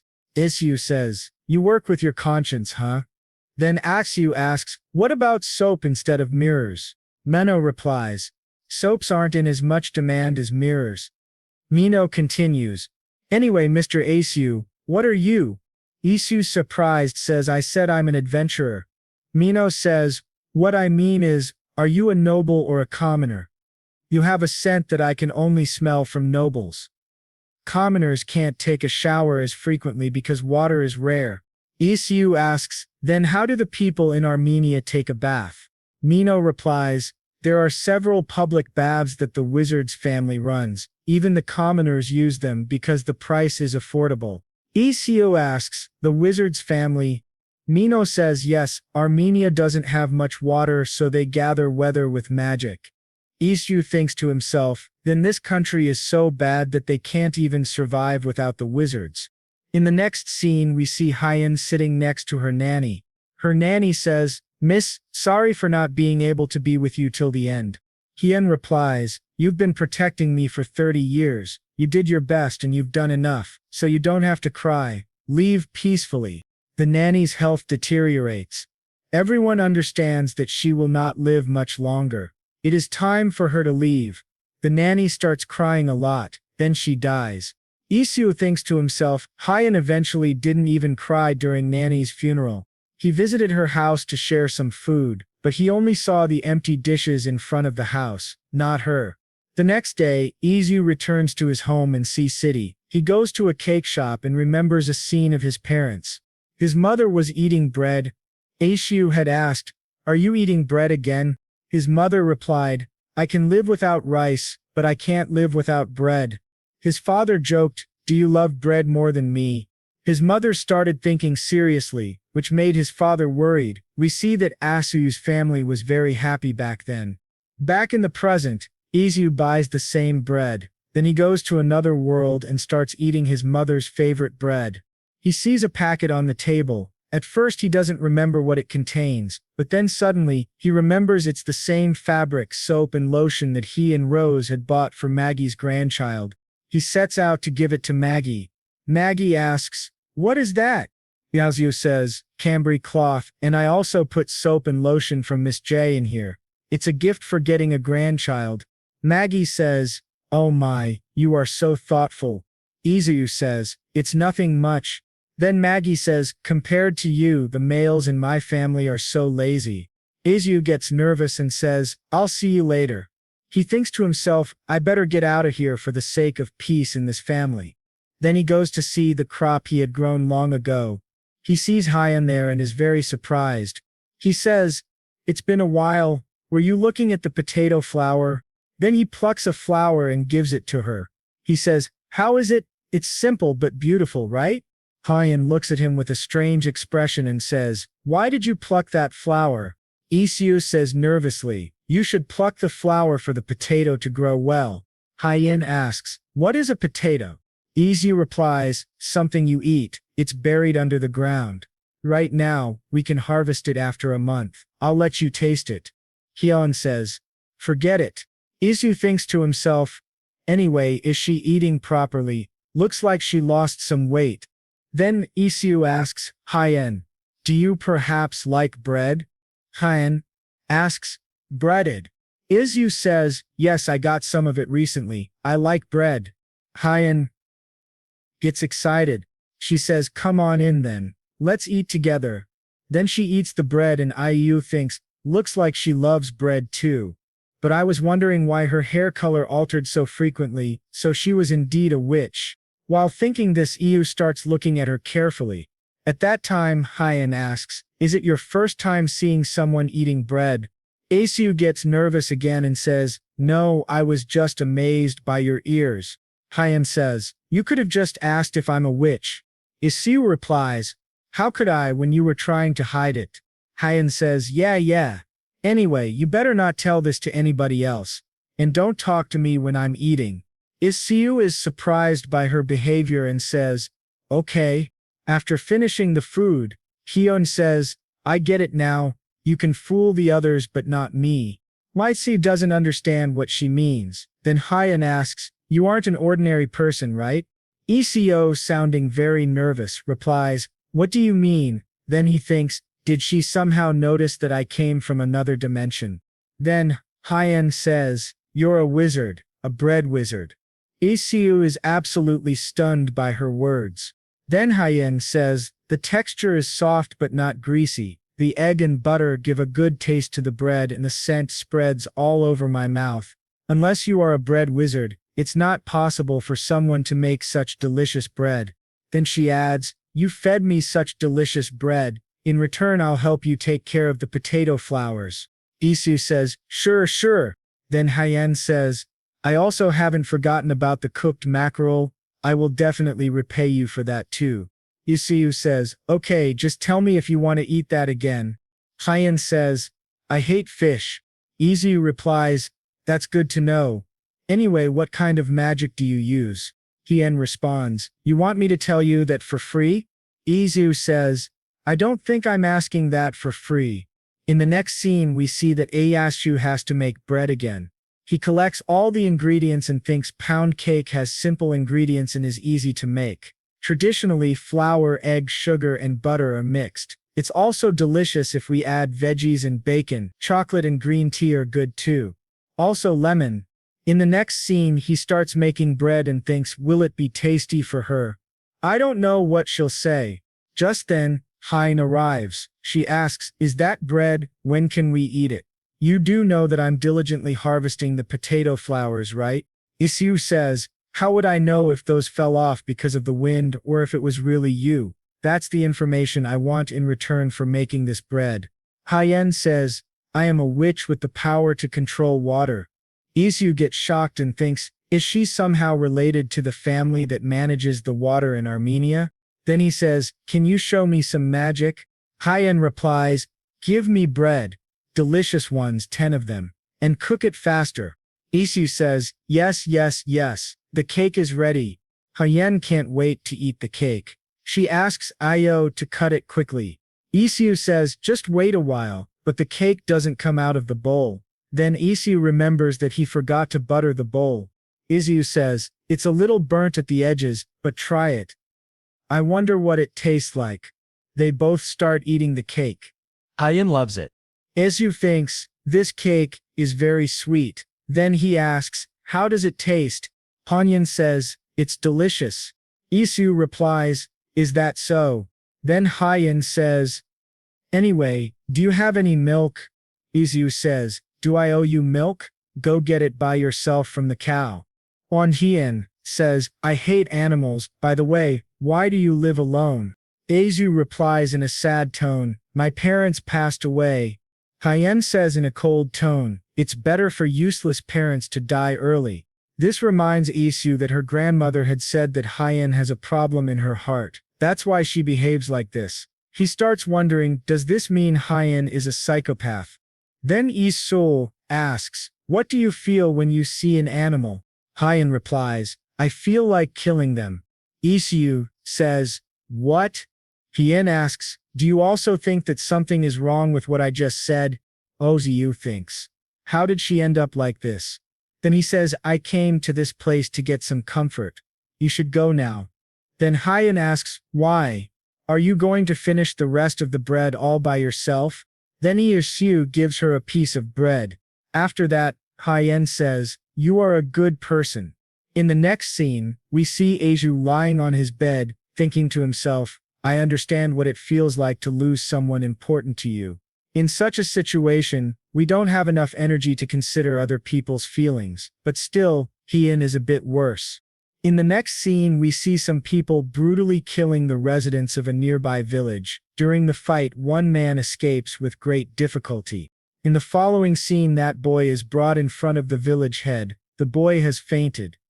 When he regains consciousness, he becomes very frightened.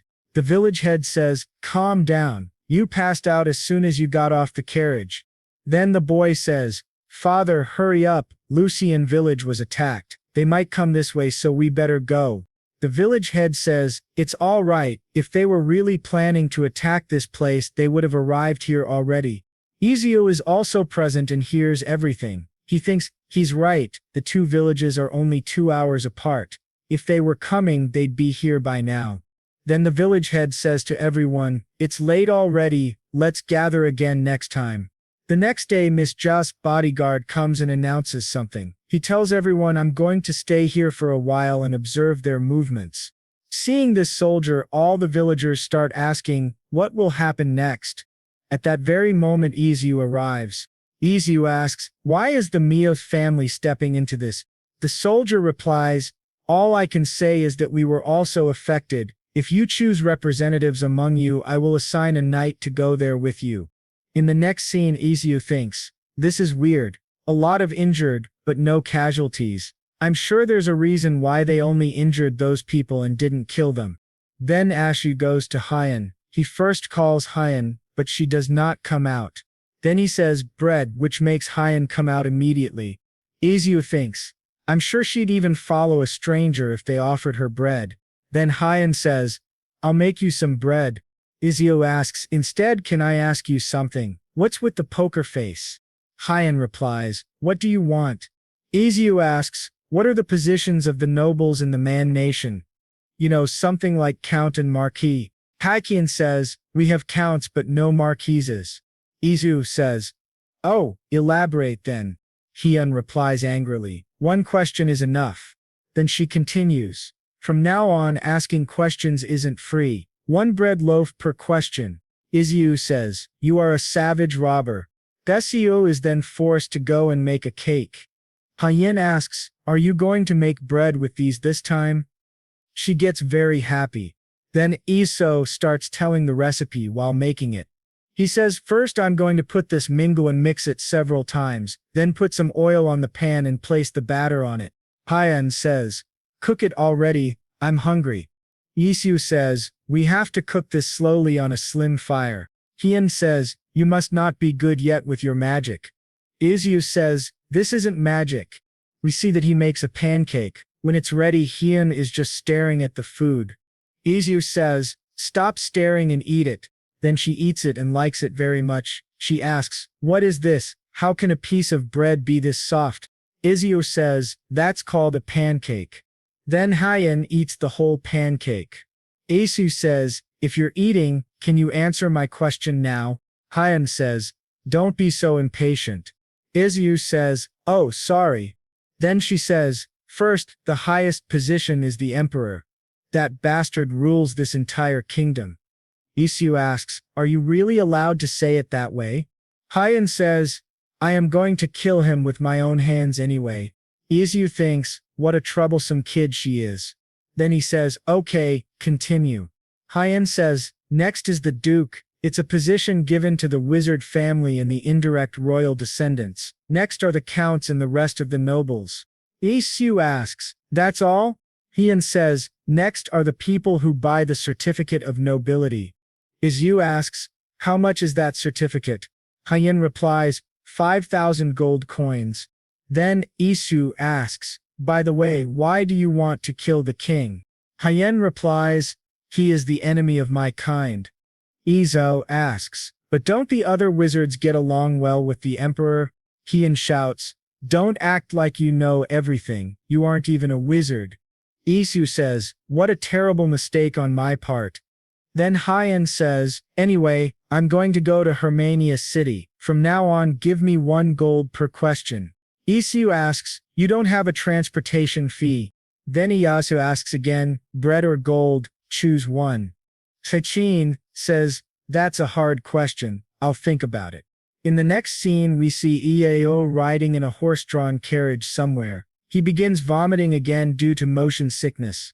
He thinks, "Without the pill for motion sickness, I'm no better than a dog." Heian says, "Mr. Isu, are you all right?" Isu replies, "Yes." Then he asks, "Anyway, the village looks so much better in just 2 weeks." Heian says, "Didn't I tell you?"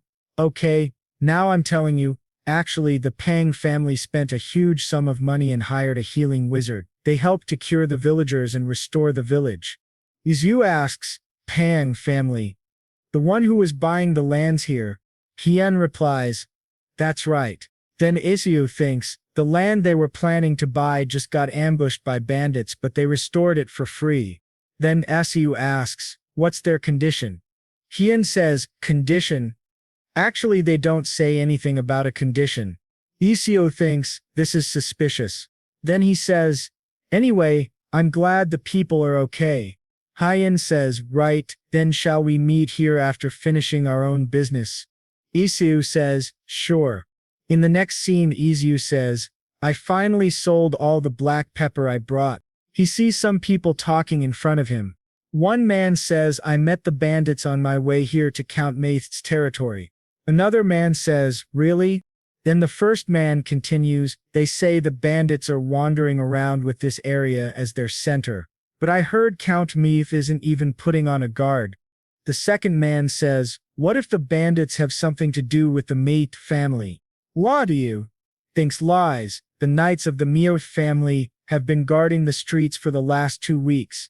Then a third man says, "I'll kick their asses if they try to come here again. You know, when I met them a few days ago, I glared at them without getting scared. One of them had an awful-looking scar on his jaw, but I still acted bravely, started to beg after I stabbed him." Isu listens and realizes this man is talking about someone he had met before. In the next scene we see Heian coming to Isu and shouting, "Bread! Where is my bread?" Isu replies, "Today I will harvest potatoes." Heian says, "Bread first." Then a small fight starts between the two. One says she wants bread, the other says he wants potatoes. Then Isu says, "I will show you how to do this. So watch carefully and learn." Isu begins to explain to Heian how to get the potatoes out from under the dust. He says, "Dig the dirt under these roots as carefully as possible. Then some big round roots will show up, like this." Heian says, "It's ugly." Isu says, "Doesn't this look like you?" Then he adds, "Have you ever seen a mirror in your life? You said you were 23 years old, right? Now I understand why you couldn't get married until now. Today, I'm going to cook with this one." Heian asks, "Not bread?" Isu says, "If you don't want it, don't eat this." Heian says, "Let's see what you've got first." Then Isu washes the potatoes thoroughly and refreshes them. Heian asks, "So what are you going to make using these things?" Isu replies, "Potato pancake. It's a simple food you can cook with just potatoes and oil." Heian says, "It doesn't sound tasty." Isu says, "Just help me, I'll make you some bread later." Then Heian says, "Give me the knife." Isu gets scared and says, "Have you ever even used this before?" Then he says, "Just grind the potatoes that I give you using this." Heian says, "Okay, sure, I can do something as simple as this." Then we see that she starts grinding the potatoes very fast.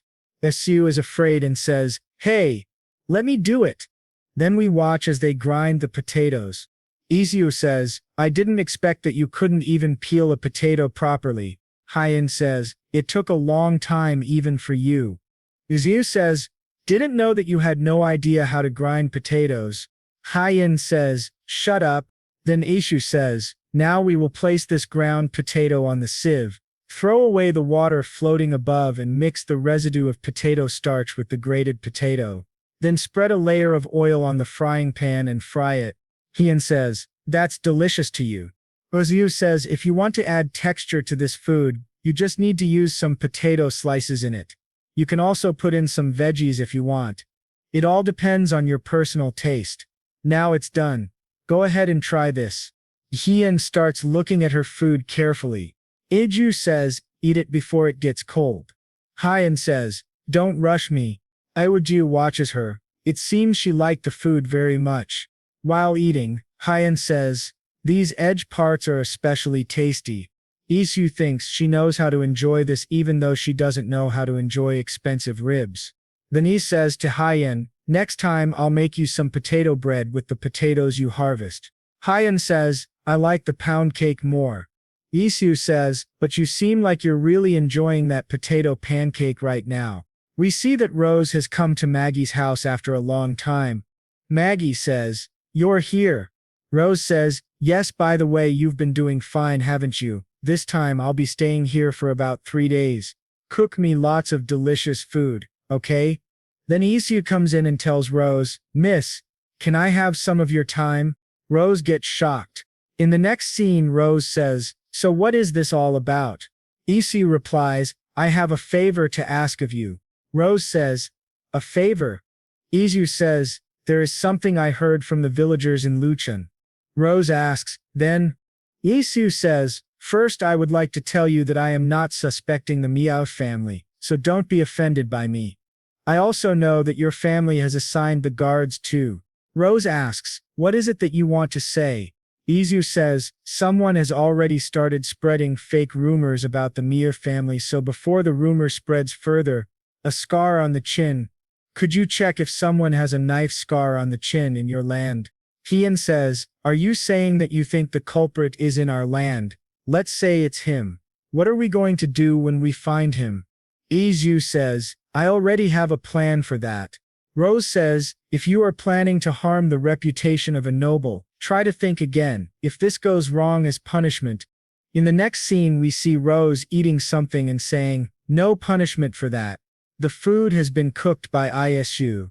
Rose says, "What is this? It's so soft. Did you make a taste like this with butter?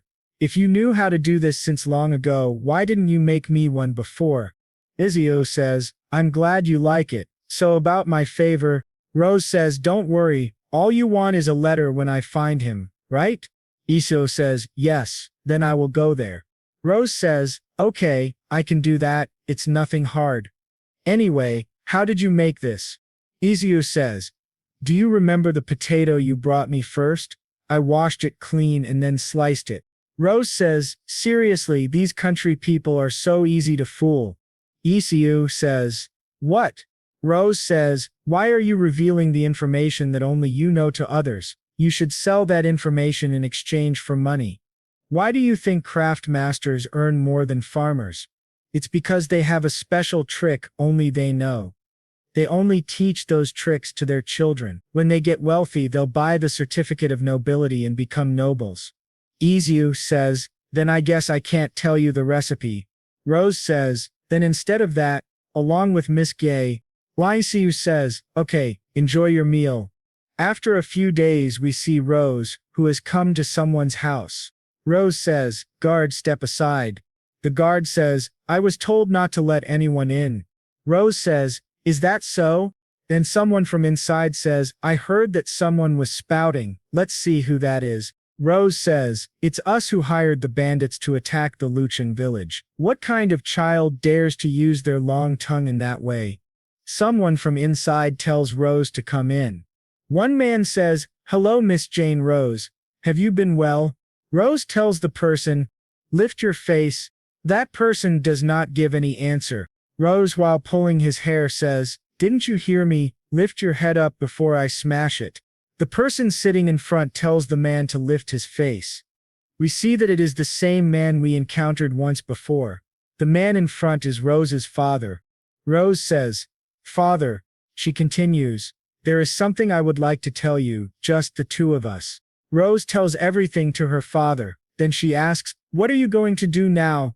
Her father says, "That man who just confessed is the territory manager of our family. I knew that the other nobles were planning something, but I didn't expect them to try pulling our honor down by buying our manager." Rose says, "We should tie him upside down and beat him until his insides fall out of his mouth. He still hasn't said anything about the one who paid him to do that, right?" Her father says, "Yes. He claims that everything was planned by himself." Rose says, "Then let's just torture him by drowning him for a week straight." The next day we see Izu going to a place in a beautiful-looking carriage. He reaches the place and we see Rose waiting for him. Isu is quite surprised to see Rose's new getup. He thinks, she is definitely the daughter of a duke. Rose says, "What is with that reaction?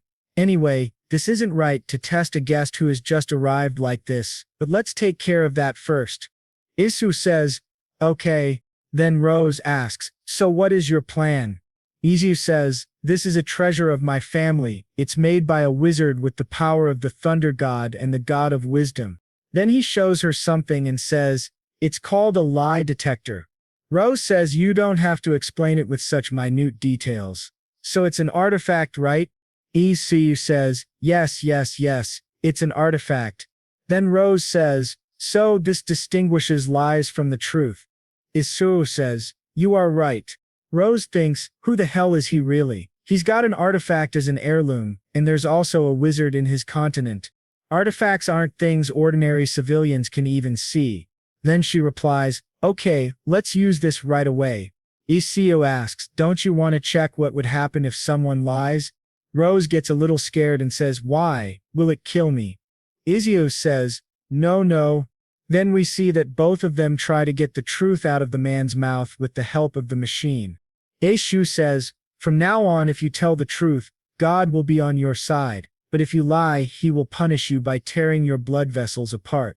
The man says, "Why should I believe that?" Isu says, "I will prove it in a simple way. Just say no to all my questions." Then Siu asks him the first question. "Miss JJ likes Aunt Humphrey's food, right?" Because of this question, everyone starts looking at Rose. The man says, "No." Then the machine detects the lie and gives an electric shock to the man. Yes says, "See, now we are done with the practice." Then Asu says with a horror-struck face, "If you lie once again, your family, children and even grandchildren will be punished for your sin. You will be punished by God who will tear your limbs apart." The man gets scared and says, "Please leave my family out of this. I just did what I was told to do." Isu becomes happy. Rose's father says to Isu, "I will continue from here. You can wait outside. Please take your artifact with you."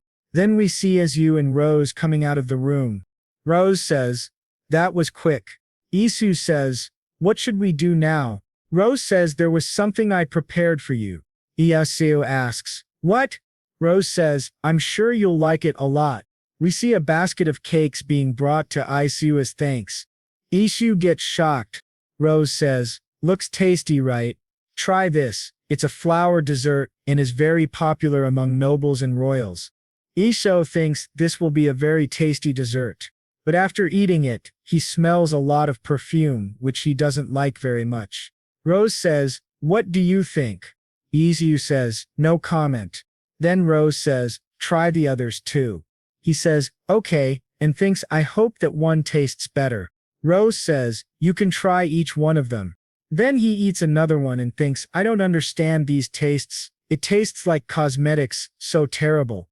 After the lie-detecting incident, Isu has earned the trust of the media family. Now we see him relaxing after the incident. Rose and Isu are seen having a fun banter. After a while she asks, "By the way," Isu replies, "Yes." Rose continues, "Can I borrow this?" Isu is confused and asks, "What are you going to use it for, if I may ask?" Rose, with determination says, "I was thinking of disciplining some of the guards." Isu gets scared for the guards and denies her request. Later in the evening, Isu arrives before Count Medea and properly introduces himself.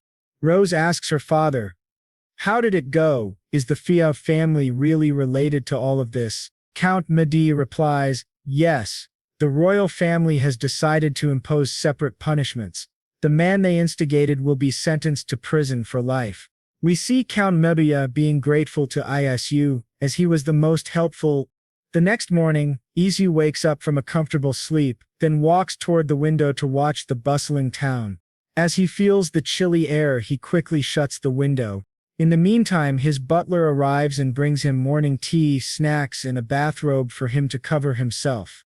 To Isu, it felt weird that he was relaxing in this new world, but he made up his mind, "This world is my new home." When he heard a voice calling for him, stating that the meal was prepared and Isu was called to have a meal with Count Medea. At the dining table, we see Rose all excited as she watches Io wearing formal noble clothes, commenting, "You look as shiny as a new gold coin in that outfit." Isu feels embarrassed since he's not used to noble clothing but decides to have the meal with the Medea family. Rose is interrupted by her personal maid for her informal way of speaking. Feeling lectured, she orders the maid to bring the food. The dishes looked delicious. There were fruits, chicken, and fish. Yet when Ayachu tried the fish, it was bland and only tasted of salt and pepper. Rose, bold as ever, noticed Ayachu's reaction and spoke up. "Now you know why I keep going back to Mrs. Humphrey." Not wanting to make the Medea family feel bad, Izo compliments the food. Then he is served mutton ribs, which he finds good and not gamey. Rose's mother, feeling worried for her child, speaks up. "Goodness dear, aren't you a little picky about your food?" Rose answers in frustration, "You won't say that once you've tried Mrs. Humphrey's food, mother." Her mother says, "That's why I'm telling you to invite her over." After the meal, Rose and Isu go out to explore the town. While they are leaving, Count Medea and his personal butler have a deep conversation about Isu's rewards. But Lord Medea had something else in mind for Isu. He proposes, "Money isn't enough to express gratitude for what he has done for us." The butler is shocked and realizes that Lord Medea is thinking of writing a recommendation letter for Isu to become a noble. The butler explains that through the Count's recommendation, Isu can buy noble privileges without any restriction, but he also mentions that the Count rarely writes recommendations. After the discussion about recommendations, Count Medea and his butler have a fun conversation about Isu, common people, and hiring a butler. A few days later, we see a posh carriage with metal wheels and 2 horses pulling it. A familiar man sits inside. It's Isu. He now has the recommendation letter and 5,000 gold coins for buying the noble privilege. He thinks the money is too much for him, so he plans to save some in the bank. Soon they reach Rodan. Examining the weak fencing, he starts formulating ideas for a new fence around the village. On a beautiful morning, we see Isu and Hans working hard on the walls of Hans's house, since winter is coming. Hans, a bit curious, asks, "How do people in your hometown prepare for winter?" Isu is a bit confused as to how he should explain the idea of central heating, but tries. "We have something called undul," he says, which is an underfloor heating system. Basically, we lay stones on the floor and light a fire underneath, which warms the air and heats the stones. Hans is shocked and terrified. In a scared tone, he says, "So you grill people alive?" Isu had a rough idea how Hans would react, so he doesn't press the topic any further, but he begins planning how to build an ondol system himself. When he becomes a lord, he realizes he will have to build a designated room for it. Later, he comes up with another idea and asks Hans for help. Hans shows up to Isu's living quarters in the village with pork feet. Isu thanks him and asks him to place them on the table. We see Humphrey a bit excited and shouting to announce that Isu will be in charge of today's dinner. She later asks, "Everyone raise your hands if you're going to eat here. The rest who have family waiting back home can leave." Isu is shocked by the number of people wanting to try his cooking. He politely asks them, "It's going to take a while, why don't you all wait outside until it's ready?" As the last person steps out, the air around Isu changes. He brings out his secret weapon from another world, spices and condiments. He starts by cooking the pig's feet with water, beer and bay leaves, allowing it to boil. After the first boil, he removes the water and adds fresh water to boil the legs again, removing the gamey smell. Isu takes them in a bowl and adds soy sauce and herb tonic tea for marination, also adding salt and sugar for seasoning. After hours of hard labor and cooking, the dish is finally done. He announces, "Dinner is served, everyone." The people are shocked to see Isu's cooking. Some are even salivating to taste it. They are further amazed by the flavor of the pig's feet, having never tried anything like it before. Some start pestering Isu to share his recipe. Hans, mesmerized by the food, asks him, "Isu, the chewy skin is awesome. How did you make the sauce?" Isu, knowing he can't reveal his secret origins, says it's a family secret sauce that has been passed down for generations, so I can't tell you, sorry. Hans is a bit disappointed but understands. Later, Isu wants to enjoy the meal and finds an empty spot near a man. He asks for permission to sit next to him. The man agrees and says, "Sure, I'm Joker." Isu finds the man interesting, as he's a new face, and wants to know more about him. "I haven't seen you before. Are you a merchant? How did you come all the way here?" "Here in such cold weather," the man replied with an excited and playful laugh. "Yes, I run a fish shop. Fish sells well in weather like this." Isu replied thoughtfully, "I guess it's because the costs for preservation magic are lower in this cold weather." The man was impressed by Isu's answer and responded, "That's right, preservation magic is pretty expensive. Besides, climbing Mount Knots in this freezing weather is like wanting to get closer to the Lord, so this is a great opportunity to make a lot of money by selling fresh fish." The man, speaking in a tired tone, took a bite of Isu's cooking. He was instantly delighted, and a new source of energy seemed to awaken in him as he screamed in joy and kept showering Isu with compliments for the wonderful treat. Isu was a bit taken aback by the man's tenacity and riskier way of earning money, so he asked the man for his business card for future needs. A few days later, the terrifying and harsh cold hit the village. Isu, who didn't have any proper heating system, was shown sitting near the fireplace to warm himself. He saw this as a personal trial and believed it wouldn't last long. While he was deep in thought, he was interrupted by villagers screaming, "There's a fire!" Rushing out of his cottage, he saw the rising flames. He stood there devastated and confused as to why there was a fire. Soon Hans woke him up from his trance, asking him to help bring water to stop the fire from spreading. The village was in terror. Everyone ran, bringing water to fight the flames. A lady cried out, "Oh no, my house! Please save my house!" Just as the panic was rising, Heian entered the scene. With her water magic, she began chanting, "Mejum Kuto no Ana Dian," asking the water spirits for help. She summoned a large amount of water to save the village from burning down. The villagers were shocked to witness magic in action. Seeing a royal descendant of elves arriving to help them and their town was something they had never expected. As Heian cast her spell and formed a huge water ball that burst into rain, the fire was finally stopped from spreading further. With the fire calmed, the villagers stood in awe. Whispers filled the air. "Wasn't that magic just now? What is a mage doing in our village?" Though feeling weak from using her mana, Heian stood her ground. An old man spoke up in a soft voice and bowed down in gratitude. Seeing him, the rest of the villagers followed and expressed their heartfelt thanks. Isu was proud of her and tried calling her, but she ignored him and walked back to her living quarters. The villagers began discussing plans to renovate the burned houses, and some even came up with good ideas. Still, Isu remained worried about Heian. The next morning, Isu rushed to Heian's quarters and knocked gently on her door. "Hey Heian, it's me," he said, holding a brown bag. She slowly opened the door, looking gloomy and tired from using her mana the day before. Seeing him, she asked in a frustrated voice, "What do you want?"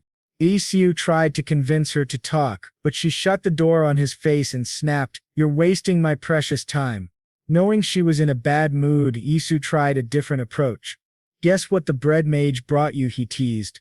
Feeling both hungry and curious, Heian slowly opened the door again and spoke in a disgusted yet warm tone. "You're becoming more and more cunning by the day." Isu laughed softly and replied, And you still wear your heart on your sleeve. As his laughter faded, he noticed the bags under her eyes and became concerned. He gently asked, "What happened?" She replied nonchalantly, "Magical powers don't pop out of nowhere, you know." Isu realized how much mana she had used and sincerely thanked her for saving the village.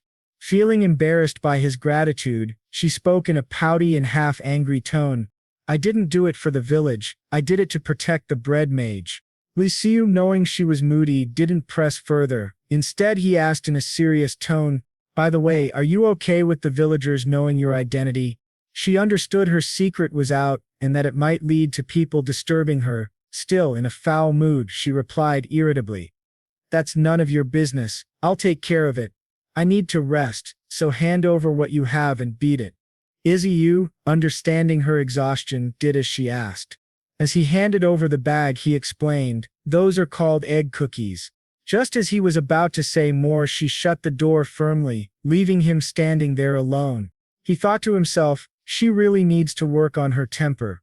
As he walked away, he shrugged and mused, "Well, I'm sure they have egg cookies here as well, so I can skip the explanation."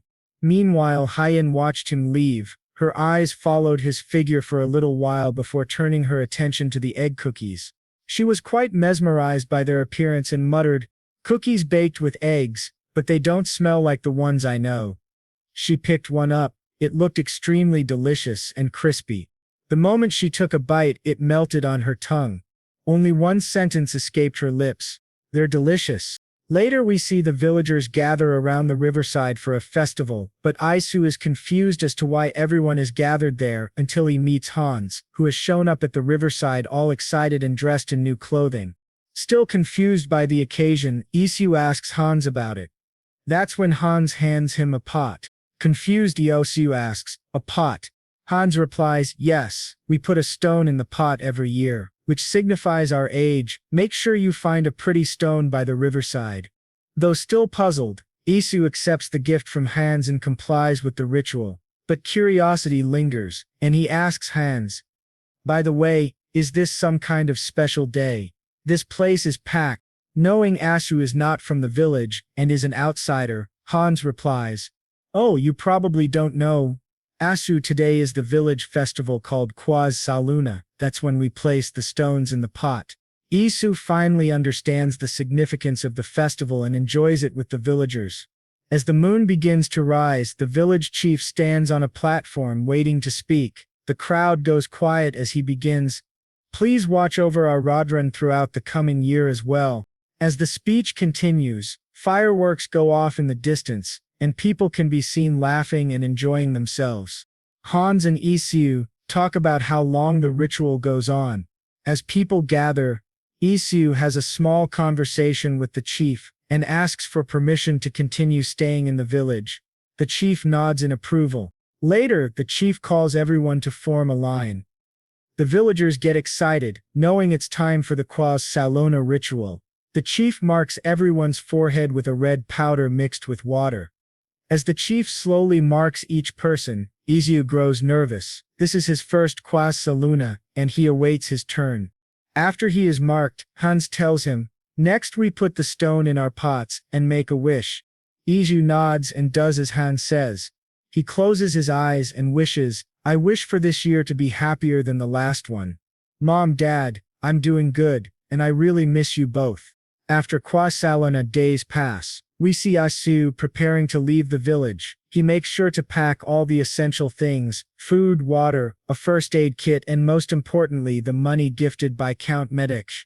Later he meets up with Rose and they have a conversation about how Isu can buy noble privilege. Rose also mentions that he can buy the status in Pusing. Rose explains, "Pusing is a port city run by us, the Medich family. We initially used the manga port, but the family that controlled it started imposing heavy taxes, so we had to find a new port." Isho understands their situation and Rose continues, "Every port has a royal administration that issues rank certificates. Since you have my father's recommendation letter, you can easily buy one in Pusing." Ishu feels the generosity gifted to him by Count Medich and feels deeply indebted to the Medich family for this amazing opportunity. But then Rose states, before that you need to overcome one more hurdle. Isu falls into deep thought, realizing that he has to pay a hefty price for noble privilege. He wonders if he's being pulled into some kind of scam but shakes off the doubt, choosing to trust Count Medich. He feels he's rushing to buy noble status and keeps thinking of other ways to use his 8,000 gold, like buying a great house back in his original world. But he dismisses the idea, saying to himself, the reason I decided to buy the status first is because I want to find my purpose in life here. Since I've come all the way to another world, why not make good use of my time and at least become a feudal lord? He had made up his mind. Later we see Isu and Hyen having a delightful chat. While eating, Hyen speaks with a stuffed mouth. I want to go to Pusine too. Isu smiles at her clumsiness and says, swallow your food before speaking. She nods, finishes the bread Isu brought, and starts coughing while hitting her chest to swallow, looking very childish and cute. After swallowing the food, she says with a proud and loud voice, take me with you to Pusing. I'll be your guard. Isu is a bit shocked and laughs softly, saying, I doubt someone so feeble can protect me. Hyen pouts at him. He feels a little bad but enjoys seeing her pout. That's when Hyen decides to show off her skills. She collects water using magic and brings it close to Isu's weak points.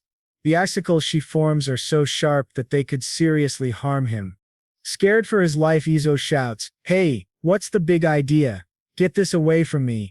It's clear Isu is genuinely terrified, but Hyen smirks and says, I haven't used this magic in a while, so I might struggle to control my power. Inju, furious and worried, replies, another reason not to take you. You're staying here. But Hyen doesn't agree. She refuses Isu's rejection. It seems she has another motive. That's when she says, it's Martha. I want to pay you back for what you've done for her. If you decide to accept my offer, I plan to use my power solely for you for a year. Isu is a bit taken aback. Taken aback by her sentiments, Isu was about to speak when Hyen interrupted. Besides, I also need to continue having the bread mage's bread. She seemed a bit irritated that today's offering wasn't bread, though she remained moody. She admitted, it wasn't bread this time, but it was still delicious. Isu was confused by her irritation, as he was sure she'd like the dessert. It was made with the cheese he and Humphrey had prepared together. Hyen explained, I also liked the crunchy biscuit at the base. The savoriness goes well with the saltiness of the cheese. While she complimented him, she still added, but bread is better. Isu smiled at her and asked, by the way, what will you do if I decline? She replied with a nonchalant and irritated look, I'll take you for the worst dimwit ever and flee this village. Isu sighed and thought that taking Hyen along would be better than going alone. Everything was set, money was prepared, and he'd be working with a mage who controlled water. Still, he felt that 1 year was too short, so he asked her, hey, but does it have to be a year? Hyen was surprised by Isu's cleverness and replied in a mocking tone, I guess you're smarter than I thought. She then explained that she had royal duties too and couldn't follow him around forever. Isu understood and thought to himself, today is just the first day. That's when Hyen dropped her demand. Instead, provide me a loaf of tasty bread every single week. Isu was confused, thinking, she clearly said she wanted to show gratitude, so why is she talking about conditions? He began calculating the gains and losses from her demand, and it clearly ended up with him at a loss. But then he smiled wickedly and decided he'd make sure to use Hyen and her powers to cover his losses. That was the terrifying logic of the human mind. Hyen noticed Isu staring at her and asked, why are you staring at me with your yucky eyes? He responded with a polite and innocent tone, excuse me, what are you talking about? This showed just how clever and mysterious Isu could be. The next morning, they left for Posing. We see expensive carriages and lots of materials prepared for camping. A kid popped up and said, Isu, thanks for the ride. An expensive carriage sure feels nice. Isu smiled and welcomed him. The kid and Isu chatted about how he got the carriage, and Isu explained that Rose had gifted it to him. That's when the kid whispered into Isu's ear, anyway, when did you and Hyen become, a thing? Yasu was confused and immediately rejected the idea. Kairiden, overhearing it, laughed loudly and appreciated the joke. Yasu was a bit hurt, and said she wasn't his type. It was obvious Heian wasn't interested in him romantically, except for his bread. We then get a glimpse into Heian's past life. She explained that she is the only known descendant of half-elves, as the pure elves have long gone extinct. Those were difficult times, but they managed to survive. Heian believed that hiding her appearance would prevent misunderstandings. Still, after going out, she realized the outside world could feel refreshing. The fresh air on her skin made her feel alive, yet she also carried deep sadness related to her family and couldn't afford to goof around like Isu. Curious about Asu, she asked, "Yasu, you said you're a voyager, right?" Isu nodded.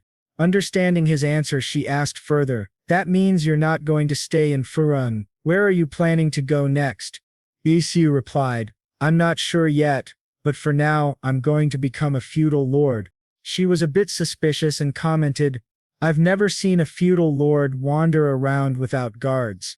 Isu smiled and said, "That's because I'm not a feudal lord yet."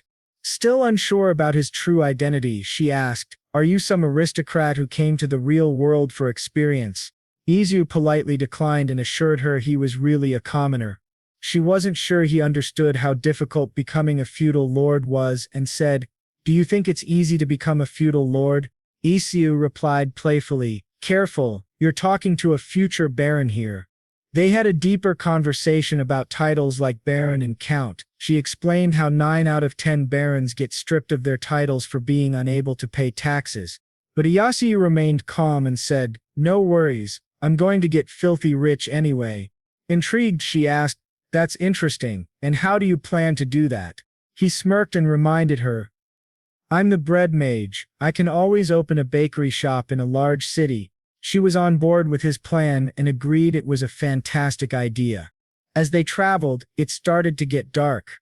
They set up camp near a safe spot and rested. At dawn, everyone began gathering their belongings and cleaning up, preparing to continue their journey.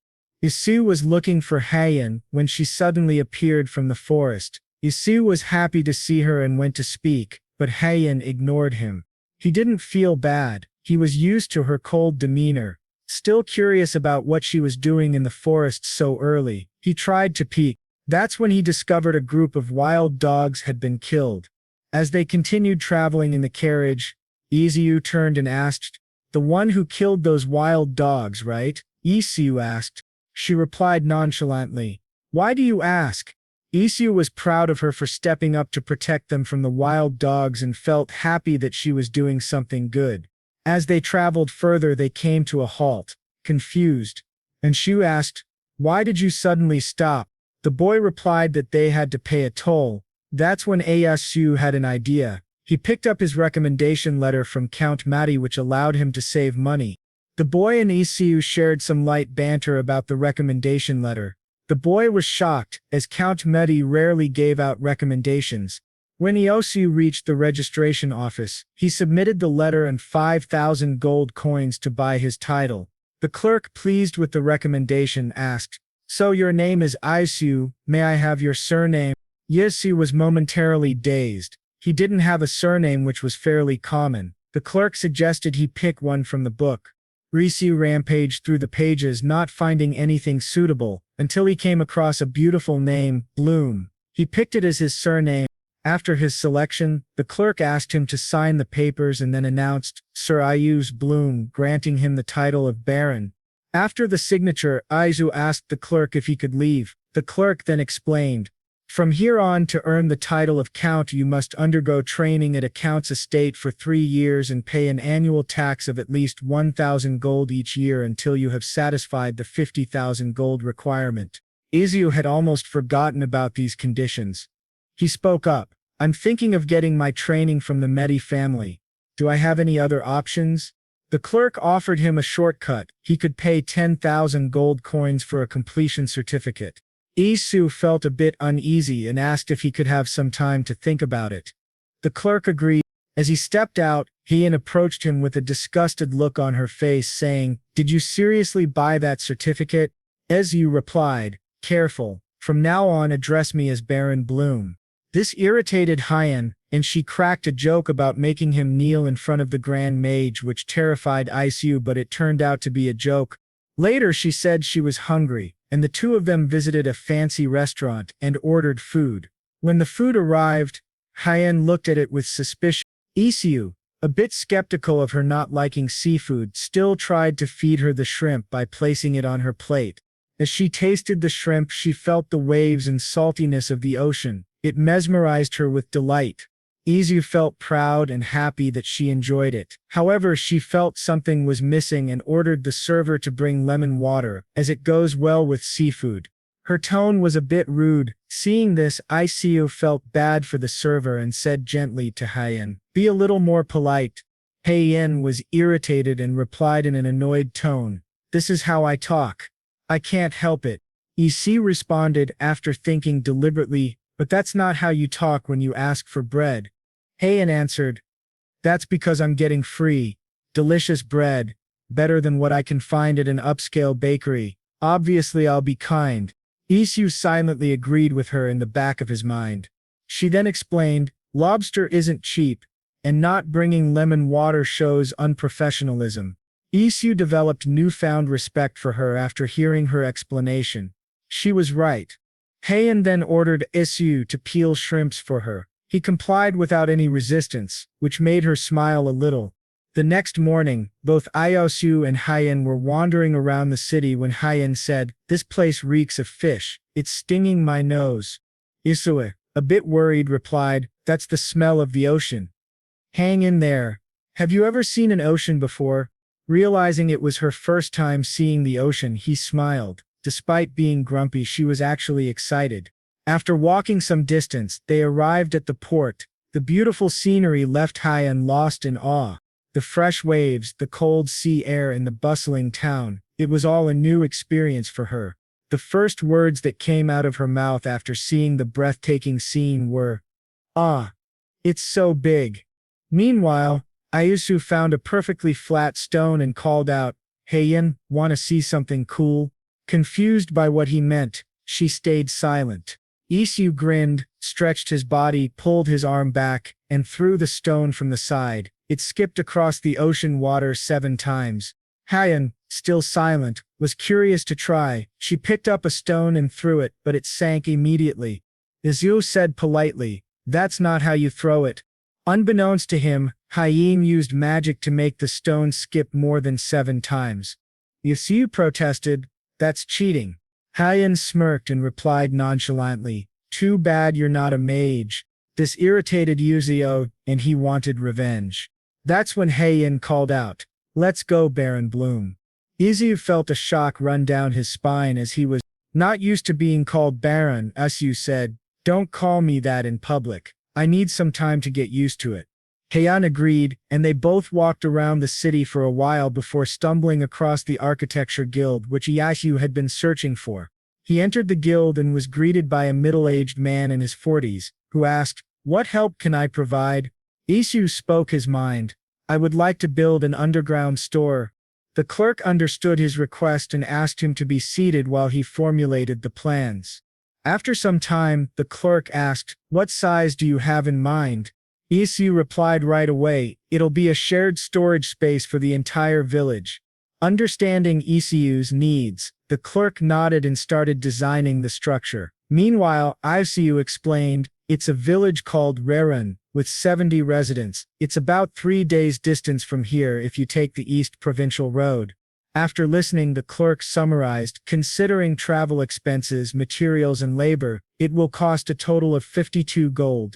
Isu thought to himself, building a log cabin costs 20 gold, so building an underground storage facility for 52 gold is pretty reasonable.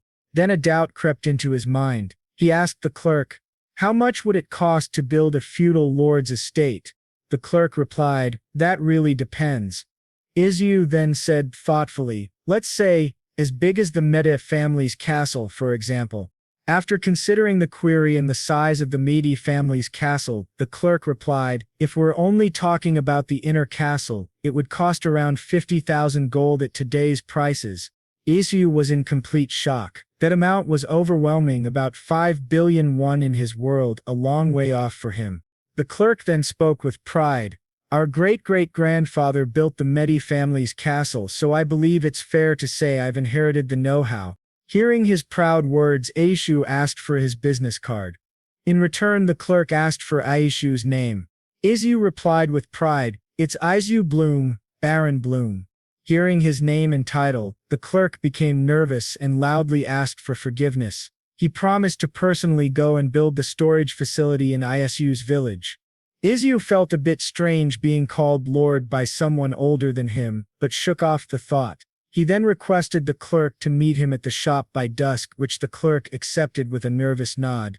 This demeanor made Isu feel a bit weird, almost like he was the boss. This kind of authority wasn't something he was used to back in Korea, and it made him uncomfortable. As he walked out of the guild, he thought to himself, I hope this is enough of a farewell gift. While walking, he stumbled upon a cute dog that caught his attention. As he paused, Hyen, waiting for him, said irritably, "Stop getting sidetracked and let's head home already." Isu asked her to wait for a while, but Hyen, clearly irritated, told him to hurry. He thought she was being a bit stingy, but ignored it. Instead, he focused on enjoying the dogs. He asked the man nearby, "Which breed are they?" The man replied proudly, "They're border collies. They're trained as sheepdogs and specialize in herding." This made Iyasu want to adopt them and gift them to Rodin to help the villagers with their farms.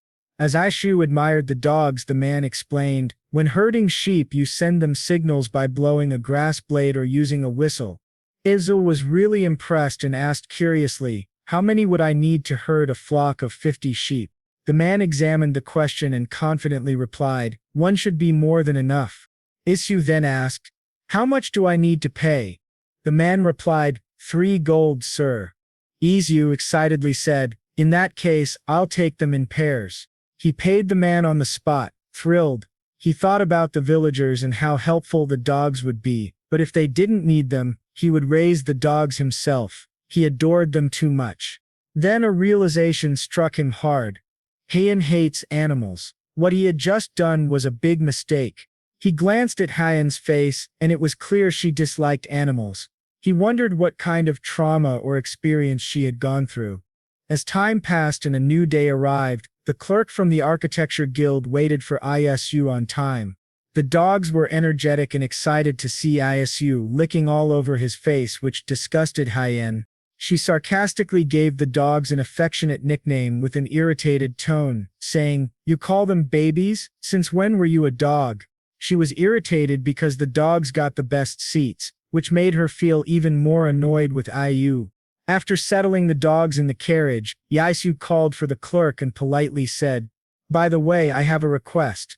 The man smiled and asked, "What would that be, sir?" Isu replied, "The villagers don't know I've become a baron yet, so I would like you to address me as Isu for today." The clerk agreed with a smile and took his leave.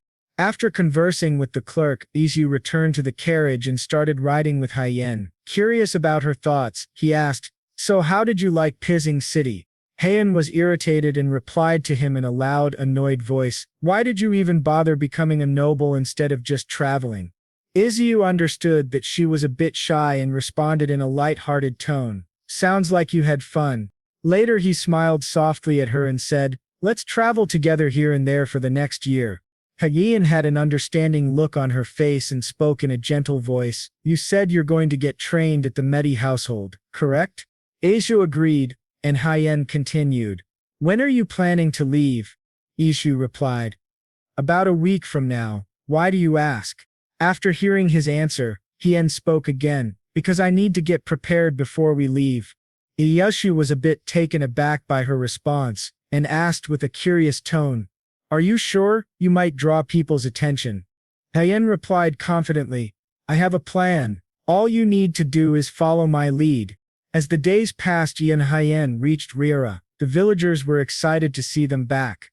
A few of them started announcing his return, which made everyone happy. One of the villagers, shocked by the gifts Eoja brought, exclaimed in surprise, "Goodness, look at all this. He brought us expensive seafood, is planning to build us underground storage, and even brought us these sheepdogs." The dogs were especially fond of the village chief and began licking and showing affection to him. The chief, speaking in a delighted tone, said, "This is your home from now on." As he enjoyed watching the dogs and the chief play together, he was interrupted by a crying Hans. "Are you really leaving?" Hans asked. Isu replied warmly, "Yeah, I'm thinking of exploring other places." Hans responded, still softly crying but not showing much sadness. "I see, so it was true, that makes me a bit sad." Isu was a little shocked that Hans didn't seem very sad about his departure, which made him feel slightly down, but he kept a smile on his face to hide it. After living in Rodan for a few more days, the time for Iosu's departure arrived. He began packing his essentials, his toothbrush, soap and towel for the journey. While packing, he thought to himself, "I need to complete an 800-hour training course to be officially titled a baron." He kept thinking and planning, if I were to take 8 hours of lessons per day, it's a waste to open a new portal if I'm only gone for 3 to 4 months. So let's leave it here. As he packed, his mind wandered to Hyen because he was worried about her. He remembered his talk with Martha, where she explained that Hyen refused to go to the city due to fear of her identity being exposed. He kept wondering whether he should take her or not. Meanwhile, Hyen was alone at Martha's grave, mourning. She spoke quietly, "Martha, I feel uneasy thinking about leaving you here and going away. You were a great mother and a good friend." We see a glimpse of Hyen's past, where she's bratty and screaming. "Are you saying she wasn't my mother? Then where is my real mother? Get rid of that woman and bring me my real mother." In her memories, we see Martha sweet and kind. Even after being harshly told to leave, she returned to Hyen with a bright smile, though Hyen was still angry and screamed at her. When she saw Martha smiling and bringing her something, she calmed down and began to trust her again. In another memory, Martha was wrongly accused of stealing. She cried out in front of the Duke, "I really didn't steal that necklace. I'm innocent, madam." The Duke, furious and believing the accusation, shouted, "You aren't even showing a hint of remorse. Have you no shame?" As she was being scolded, Hyen jumped in and defended her, shouting Martha would never do such a thing. "It's that witch, she set her up." Martha was surprised and deeply touched by Hyen standing up for her, but the Duke didn't trust his own daughter's words. He ordered the guards to lock Hyen in her room and have Martha executed. Worried for Martha, Hyen took her hand and fled the castle to the village. Remembering those moments, Hyen added softly, "Thank you, Martha, and I love you." She felt regret, especially when she remembered that Martha had once wanted to eat grilled mackerel with Iosu's special sauce. She regretted not asking Iosu to cook it for her again. Speaking to Martha's grave, she said, "A while ago he peeled some shrimp for me, and it was hard to hold back tears. It reminded me of you." She smiled faintly. "I had my doubts about him at first, but maybe he's not that bad of a guy like you said. Actually, he's more like interesting, I should say. That's why I decided to go with him." Just as she stood to leave, Isu came running toward her, calling her name. Before leaving Martha's grave, she spoke one last time. "Want to see if he really becomes a duke."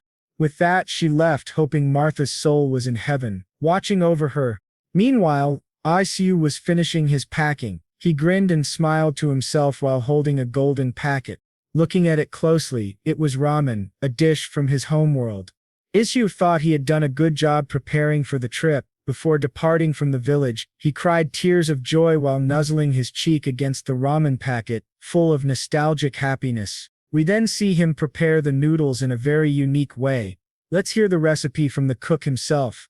It doesn't need many ingredients, so let's get it made quickly. First, we see Isu break the noodles very aggressively. The style he uses to break them makes him look both cute and funny. After breaking the noodles into pieces, he cooks them in a pan. Once they turn golden, he sprinkles some sugar over them. Finally comes the good stuff, the spice flavorings from the ramen packets. These are sprinkled on top of the golden fried or roasted noodles for a tangy experience. After mixing all the spices with the noodles, they are ready to be eaten. He names this dish ram tang, which he packs into individual brown packets for the villagers, as he was preparing to leave the village. After packing everything and stretching to ease his tired body, Isu feels a wave of sadness overcome him. This village had been his home for a while, and leaving it made his heart sink with guilt, sadness, and loneliness. As Ashu was handing out the ramtang, he was suddenly called by a crying Hans, who hugged him tightly and asked through sobs, "Promise me you'll visit us again." Feeling overwhelmed by Hans's strength, Ashu winced slightly from the tight hug but smiled and agreed. As he relaxed from Hans's embrace, the village chief called out to him with a bright smile and a warm, thankful tone. "Thank you from the sheepdogs to the basement storage, we're all truly grateful." Isu returned the smile warmly and welcomed the chief's kind words. However, he had a request. He asked the chief to leave his cottage untouched. The chief understood and promised that no one would disturb it. Feeling relieved by the chief's sincere tone, Isu finally walked to his carriage, which would take him to the Medi family. The people cried and shouted, saying how much they would miss Ayuso. It was a deeply touching farewell. As the carriage rolled out of the village and onto the path toward his noble training with the Meishi family, Ayuso called out, "Hayan, you can come out now, there's no one around to see you." However, there was something on Aishu's mind. He turned to her and asked, "Why did you decide to hide?" Hayan replied in an irritated tone, "I didn't want them to think we're intimately close. That would be unacceptable." Hearing her answer, Yu smiled brightly and replied, "You're wise and smart, I admire that." After long days of travel, they finally reached the Madi castle. However, their carriage was stopped by the guards. "Halt! What brings you here?" one of them asked. Isu responded politely, "Inform Lady Rose that Baron Isu Bloom has arrived. She'll know who I am." The knights nodded and went to deliver the message. Upon hearing of Iyasu's arrival, Rose ran out to welcome him with a bright smile and a warm tone. Seeing that Iyasu had traveled far, she suppressed her usual teasing nature and said politely, "Welcome Baron Bloom, I hope you had a safe trip." Isu nodded and jumped down from the horse with a warm smile. He then called Rose closer and said, "There's something you need to know before we head in." At that moment, Hayan stepped out of the carriage in her elven form, radiating an aura of confidence and nobility. The sudden appearance of a silver-haired woman shocked Rose. "Who is this silver-haired woman?" she asked. That's when Isu announced in an authoritative tone, "Please inform everyone that Hayan of the Silverwood family has arrived." Upon hearing the surname, Rose's expression changed to anger. She asked in an irritated tone, "Did you say Silverwood? You mean that petty?" Before she could complete her sentence, the butler swooped in and muffled her mouth with his hand, preventing her from saying anything further or insulting the Silverwood family. He then dragged her into the castle. Even while being dragged away, she continued to struggle and mumble behind the butler's hand. It was clear that she was truly furious and held no good opinion of the Silverwood family.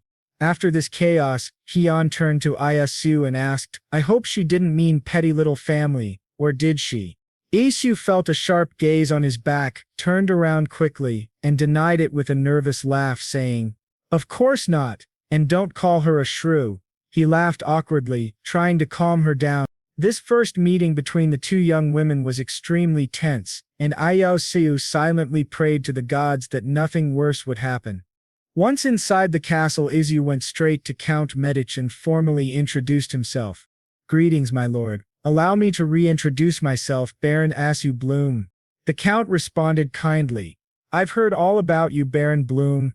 If you don't mind, I'd like to greet the person you're traveling with first."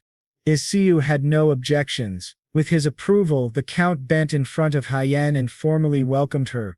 "Duchess Silverwood, welcome. It's an honor to meet you." Upon hearing her full title, Isu was shocked. He thought to himself, "Come to think of it, Hale once said that mages belong to the dukedom." Suddenly, all the memories they shared, the fun times, the teasing, the insults they threw at each other came rushing back. He silently hoped that Hayan would forgive him for his ignorance and not kill him. After all, dukes were second only to the king, and they have the power to send forces into battle and aid the king himself. Realizing this, Io is truly terrified of his past mistakes and wonders what Hayan will do to him after this. After the arrival of Baron Bloom and Duchess Silverwood at the Meiji Castle, the warm welcome by the Count himself was a delightful treat and a blessing to Haiyan. The narrator gives us information on the dukes and their heritage. A mage can only have one child by fate. Once one of the elven parents passes away, the title is inherited by their child. Wealth, estate, and fortress are not of importance to a mage. Nothing matters more than their bloodline. Haiyan had a gloomy look and spoke in a soft voice to the Count. "Did father pass away?" The Count replied with a sad and polite tone. "Yes, he passed away due to old age a while ago, my lady. I also attended his funeral." From the Count's expression, Haiyan could sense the truth. Deep anger brewed inside her and she spoke through gritted teeth. "What about those people?" The Count understood her fury and pain. "They purchased a mansion with the inheritance in a Romanian city," he said calmly. Her anger didn't subside, and her blood kept boiling because of what the witch had done to her family. She thanked the Count for informing her. He bowed graciously and welcomed the Duchess, but a doubt crept into his mind, and he humbly asked, "No problem, my lady, but may I ask, how are you acquainted with Baron Bloom?" Haiyan replied coldly while masking her anger. "Let's just say we had a connection." She then calmed down a bit and asked politely, "Speaking of which, may I ask you a favor?" The Count agreed. "Sure, what is it?" Haiyan replied, "I would like to stay here with Baron Bloom while he's here. Also, I would appreciate it if you could keep my identity a secret." The Count agreed and swore to keep her identity a secret. She then asked whether he knew about her abilities, to which the Count responded affirmatively. "Of course, I'm very well aware, my lady." She nodded. "I'll be glad to assist you in time." After saying this, she excused herself and left the Count's room. After her departure, the Count got excited and screamed in joy. "This is my chance." He then called out for his butler, who arrived quickly. The Count immediately ordered him, "Call all of my sons, it's an emergency." Meanwhile, Rose was very angry and irritated by Haiyan. We see her throwing tantrums like a small, silly child, letting out her anger on the pillows. She screamed in frustration, "I can't believe it. I can't believe it. I can't believe that girl stubborn as wood is a mage, let alone a duchess." While grinding her teeth on the bedsheets, she muttered angrily, "A duchess." The maid who was watching her throw tantrums asked her to calm down and listen, which Rose eventually did. She was shocked to hear that the Count had called all of his sons back. Suddenly a dangerous glint flashed in Rose's eyes and she spoke in a mischievous tone. "What a brilliant idea. I should be nice to the Duchess." The maid, a bit scared for Haiyan, spoke in a calming voice. "I believe she wants to be addressed as Lady Haiyan, not Duchess." We then see Rose dancing and getting excited. The reason, "If that's the case, I guess Dad won't bother with my marriage matters for a while, right? I'm free." She kept jumping and dancing with delight. Meanwhile, Haiyan had left her elven form and approached Ayesi with a demanding expression. "Hand over the bread." Isu, exhausted from the long journey and wanting to rest, wasn't able to do so thanks to Haiyan's demands. He asked her to wait in her room. He then approached Rose and asked for permission to use the kitchen. She replied bluntly, "No." Yasu was confused and asked for the reason. She explained, "The servants will be punished for not doing their job properly. Besides, a noble going in and out will only disturb them."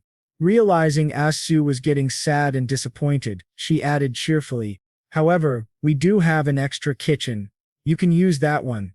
Iju was relieved to hear the good news. Realizing he was going to make something, Rose asked with sparkly eyes and drooling lips, excited, "What are you going to make this time?" Seeing her excited like a small child, Izu couldn't help but chuckle. In a nervous tone he replied, "First, could you please prepare the ingredients for me?" Acting like an obedient child, Rose agreed and quickly brought him a few ingredients with which he could make bread for Haiyan, as per their agreement. "Will this do?" she asked. After analyzing the ingredients, Isu nodded and said in an energetic tone, "Perfect. I'll get them made right away." We then see Izayatri preparing to bake the most delicious bread. He whisked poured batter into small baking cups and placed other ingredients. After baking them to a golden brown, the kitchen filled with a delicious scent that escaped into the castle, letting everyone know something tasty was being made. After the bread had cooled, we see Rose hungry and drooling, ask eagerly, "Is it ready? Can I have a bite?" Isu agreed but told her to leave some for Hyan. She agreed, took a piece, and bit into it. A blast of flavors exploded in her mouth, making her shriek and grin like a child who had just tasted something incredible. "How is it?" Isu asked. "Jumping in the air," she replied. "It's delicious." Her jumping and shrieking gave Isu a strange sense of déjà vu. He then took the remaining 2 pieces and said warmly, "I'll take these 2 to Hyan." Rose replied, "She's probably in the living room. I'll tell the servants to deliver them to her." Just then, a young and passionate man entered the private kitchen and introduced himself. "Pardon me, Baron Bloom. Allow me to introduce myself. I'm Lucas." Isu greeted him. Lucas then said, "Let me guide you to your room." After walking for a while, they reached Isu's room and entered. Lucas was smiling and replied energetically, yet remained polite. "It's an honor to serve you, sir." Seeing his enthusiasm, Isu was a bit taken aback. When Lucas mentioned helping him change his clothes, it made Isu a bit uncomfortable. He replied, "I can do that. Thanks." After removing his old clothes, he wore the suit brought to him by Lucas. The fitting was amazing. It suited him very, very well. As he went downstairs to meet Rose, she was a bit surprised and said in a shocked tone, "Oh my Isu, that outfit really makes you look like a noble." She circled around at Isu, admiring his noble look, clearly impressed by how good he looked in it. Seeing this chaos, Isu felt a bit uncomfortable and out of place. Noticing Isu's discomfort, the maid spoke up, "My lady, please show some respect." As the chaotic Rose continued analyzing Isu, we see Hyan enter in a beautiful purple dress with a sparkling brooch on her neck. This dress actually elevated her beauty, making her look even more like royalty. After being called out by Hyan, both of them calmed down to saying Biu was in shock at how beautiful Hyan looked. Rose felt like Hyan was showing off a little and said in a nonchalant manner, "Come on, it's not that impressive." Isu walked toward Hyan and bowed gently to show his respect. He then asked her politely, "Did you enjoy the bread?" To that Hyan replied, "Wasn't too bad." Isu chuckled and replied, "Your plate says otherwise." Rose popped out of nowhere and became overly polite to Hyan, saying, "You sure seem to be enjoying your meal for someone who said it's not too bad." Irritated by her overly polite manner, Hyan replied with slight annoyance, "Please mind your own business, Lady Jekro." It was clear that Rose was trying to create some kind of blunder. Hakan knew she was being overly polite because she needed something or stood to gain from it. The sparks were flying between the 2 ladies and it made Isu nervous. He quickly stepped in and pulled them apart. Rose then calmed down and spoke in a polite tone. "I noticed that you're very close with Isu. How about we do the same, Lady Hyan?" After analyzing and understanding her demeanor, Hyan replied, "As you wish." Somehow her cold reply made Rose angry and she was ready to fight but calmed down. Still, she was annoyed with Isu for not breaking the ice between them. Isu found himself in a difficult situation where he couldn't run or hide from the tension. After this banter, Rose thought for a moment and then said, "Come to think of it, you need to take your etiquette training, right?" Isu nodded and agreed with her. He was excited and nervous about these lessons. After Rose mentioned Isu's training, Lucas took Isu to a room and asked him to wait for the instructor to arrive. Feeling giddy and excited, Isu thought, "Am I finally becoming a noble?" A sense of relief washed over him as he recalled his past memories. "It's already been a year since I came to this world, but I still can't believe it. Whether it's due to greed or just a challenge, I can always return if it doesn't work out." We see him overthinking his choices and creating a plan in case things go wrong, but still he didn't give up. He promised himself to fulfill his goals and work harder for a better life in this new world. He also felt a different kind of relief, thinking, if everything works out fine, I'll be a noble, and if I fall in love with someone and marry her, then maybe I'll have kids. I could settle here. That realization hit him. After all, this world could be my home, my new family, not Seoul. As Ieyasu was deep in thought, he was interrupted by Lucas. "Sir, your instructor is here," Izu called out. "Let him in." After his approval, a handsome man in his mid-50s entered and introduced himself. "Allow me to introduce myself, Baron Bloom. I'm Bassett, and I'll be in charge of your etiquette training." As he made his announcement, his formal appearance, stance, and even manner of speaking clearly showed how well-trained he was. Some might even mistake him for royalty. Flabbergasted by the instructor's demeanor, Izu smiled and replied warmly, "Pleased to meet you." Once the greetings were over, Bassett began preparing a few things for Izu to learn proper manners. He said, "Then we will begin right away. Please take a seat at the dining table." After giving clear instructions, he turned to the maids and asked them to place the utensils and glasses on the table for Ieyasu's training. Noticing the maids placing different and uniquely designed cutlery, Isu was shocked by how fancy these utensils were, ones used by the aristocrats. As he curiously played with a fork, Bassett spoke up in a stern yet polite tone. "Just now you have committed 3 critical mistakes, sir." The sudden appearance and voice of the instructor made Izu jump a little. He looked confused, unsure of what he had done wrong. Bassett then began lecturing Izu on tableware etiquette. First, touching the tableware without washing your hands goes against etiquette. Second, nobles do not exclaim.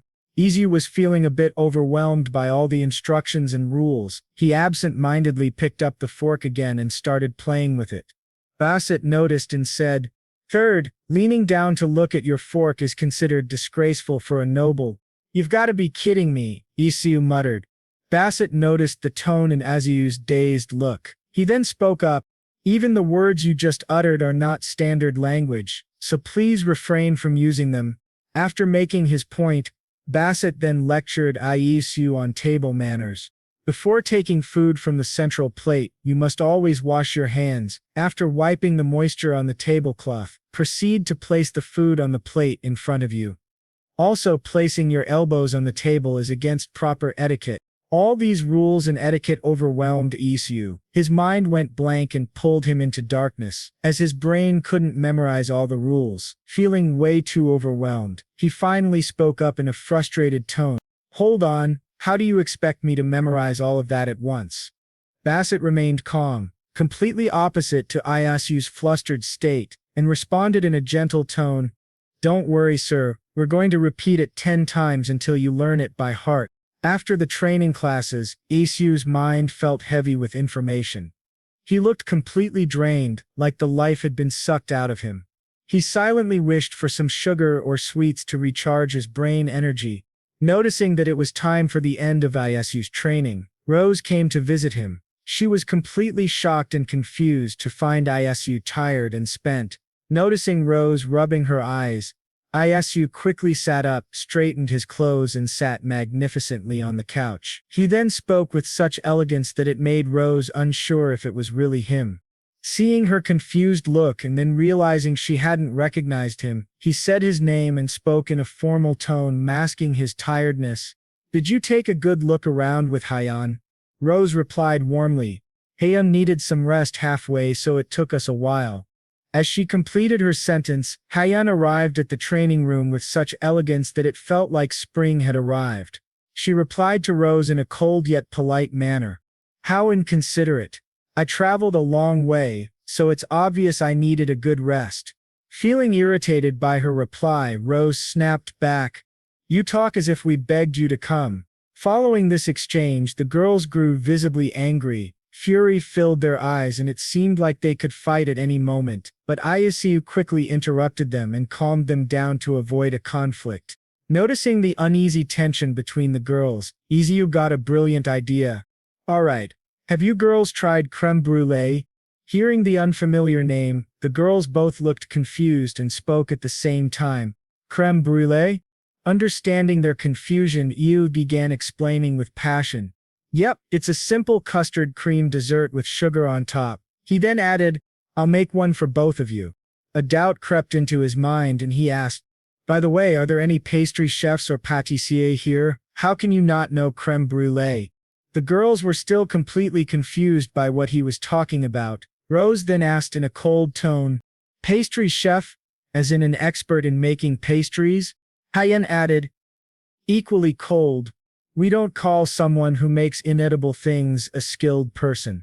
Noticing their cold expressions and lack of exposure to such delicacies, Yasu finally understood why these girls hadn't heard of creme brulee.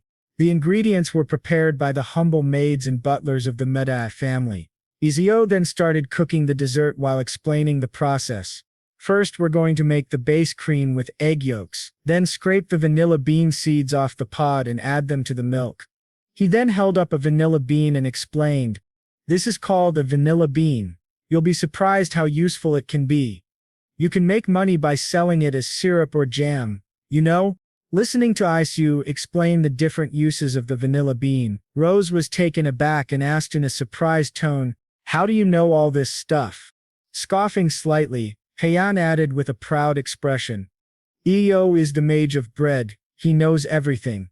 Rose looked confused and said in a suspicious tone, "Rich." She then turned to Heian with a scary look and asked in a deep, intimidating voice, "Don't tell me Isu made bread for you."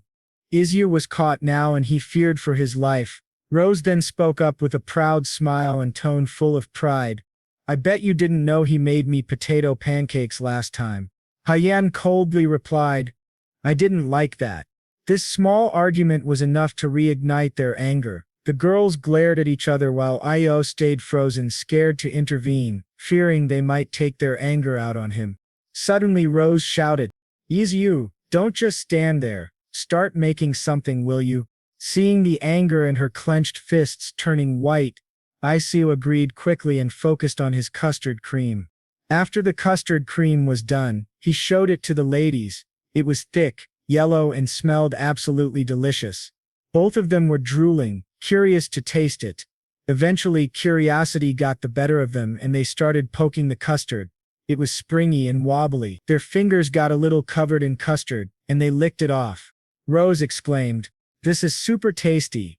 The maid sighed helplessly as Rose showed her childish side. Isu then told them he needed to cool it. Knowing he might need ice, Rose ordered her maid, "Lucy, could you bring us some ice?" The maid nodded and prepared to go fetch the ice. Isu was shocked to find that the Midlife family had ice and asked about it. Rose nodded and explained, "Yes, we do. We have a separate ice storage. It should last till May. We shave it to make ice desserts." Isu wondered whether their way of using ice was similar to the shaved ice, with toppings found in his home world. As the maid arrived with a bowl full of ice, Isu thanked her and placed the custard bowl over the ice bowl to cool it. There were some egg whites left, and Ayasu thought of using them. An idea struck him and he said, "With leftover egg whites we can make meringue cookies." He then had a superb idea that would make the task easier and let the girls vent their frustration. He announced, "How about Heian and Rose do a meringue whisking race? All you have to do is whisk the egg whites with all your might. I'll pour in the sugar from time to time." The girls agreed. Each received a bowl filled with egg whites. Rose had a determined to win look on her face. As Ayasu counted down to start the race, Rose was pumped up, whisking with immense energy. Meanwhile, Heian, being clever, used her magic to assist herself. Izu was happy to see both girls giving their best. He said softly, "Let me know once the mix gets foamy. I'll add the sugar then." After whisking for a while, Rose peeked at Heian and noticed her using magic. Furious, she shouted in an irritated tone, "Hey, no magic, that's cheating." Heian replied coldly, "I'm just using my abilities." This angered Rose even more and raised her competitive spirit. Meanwhile, Isu was glad that his workload was reduced. After a long effort from the girls, the meringue was finally done. It was fluffy and white like a cloud and held its peaks perfectly. Setting her whisk down, Rose said with a proud grin and a fake tired look, "No matter how you look at it, I'm the winner." Heian, shocked by Rose's stamina, replied in a sarcastic tone, "You could whisk a few more bowls with that energy of yours." The comment reignited Rose's competitive spirit, and she glared at Heian. Sparks flew between them and it looked like a fight could break out at any moment. Isu quickly stepped in. "Please, calm down, both of you." Once they were calm, Isu began the next step. Now I'm going to squeeze this meringue into a piping bag. He gracefully filled the bag and piped out the meringue in a beautiful rosebud shape. Both girls were intrigued and rushed over to ask if they could try. They each took a turn placing meringue onto the baking sheet. There was excitement and a sense of pride on their faces for what they had accomplished. Isu picked up the baking tray and smiled brightly. Now we need to bake it in the oven at low heat. An old man in a white uniform, the head chef, stood near the oven. Isu gently asked, "Can I put you in charge of this?" The chef replied with a polite smile, "Yes, you can count on me, sir." As the tray baked under the chef's care, Rose pulled Isu and said in a warm, childish tone, "Come on, let's quickly check on the creme brulee we made earlier." Noticing her excitement, Isu calmed her down, then took the chilled custard out and placed it into a classy container. It looked like an expensive, restaurant-quality dish. Rose and Hyen were excited, and Rose asked Isu for permission to eat it. Isu smiled and replied, "No." He thought to himself that when it came to tasty food, these girls acted like twins. Then he explained the main part of the dessert. "We need to sprinkle sugar on top and use fire." Speaking of fire, he muttered to himself, "In this world I don't have a blowtorch." He scurried around the kitchen, searching for something useful, and finally found a matchbox. Using it, he carefully melted the sugar. As it caramelized, it formed a beautiful brown coating over the custard, giving it a delicious aromatic appearance. Looking at the finished product they had all worked on, Rose stared at Isu with hungry eyes and a drooling mouth.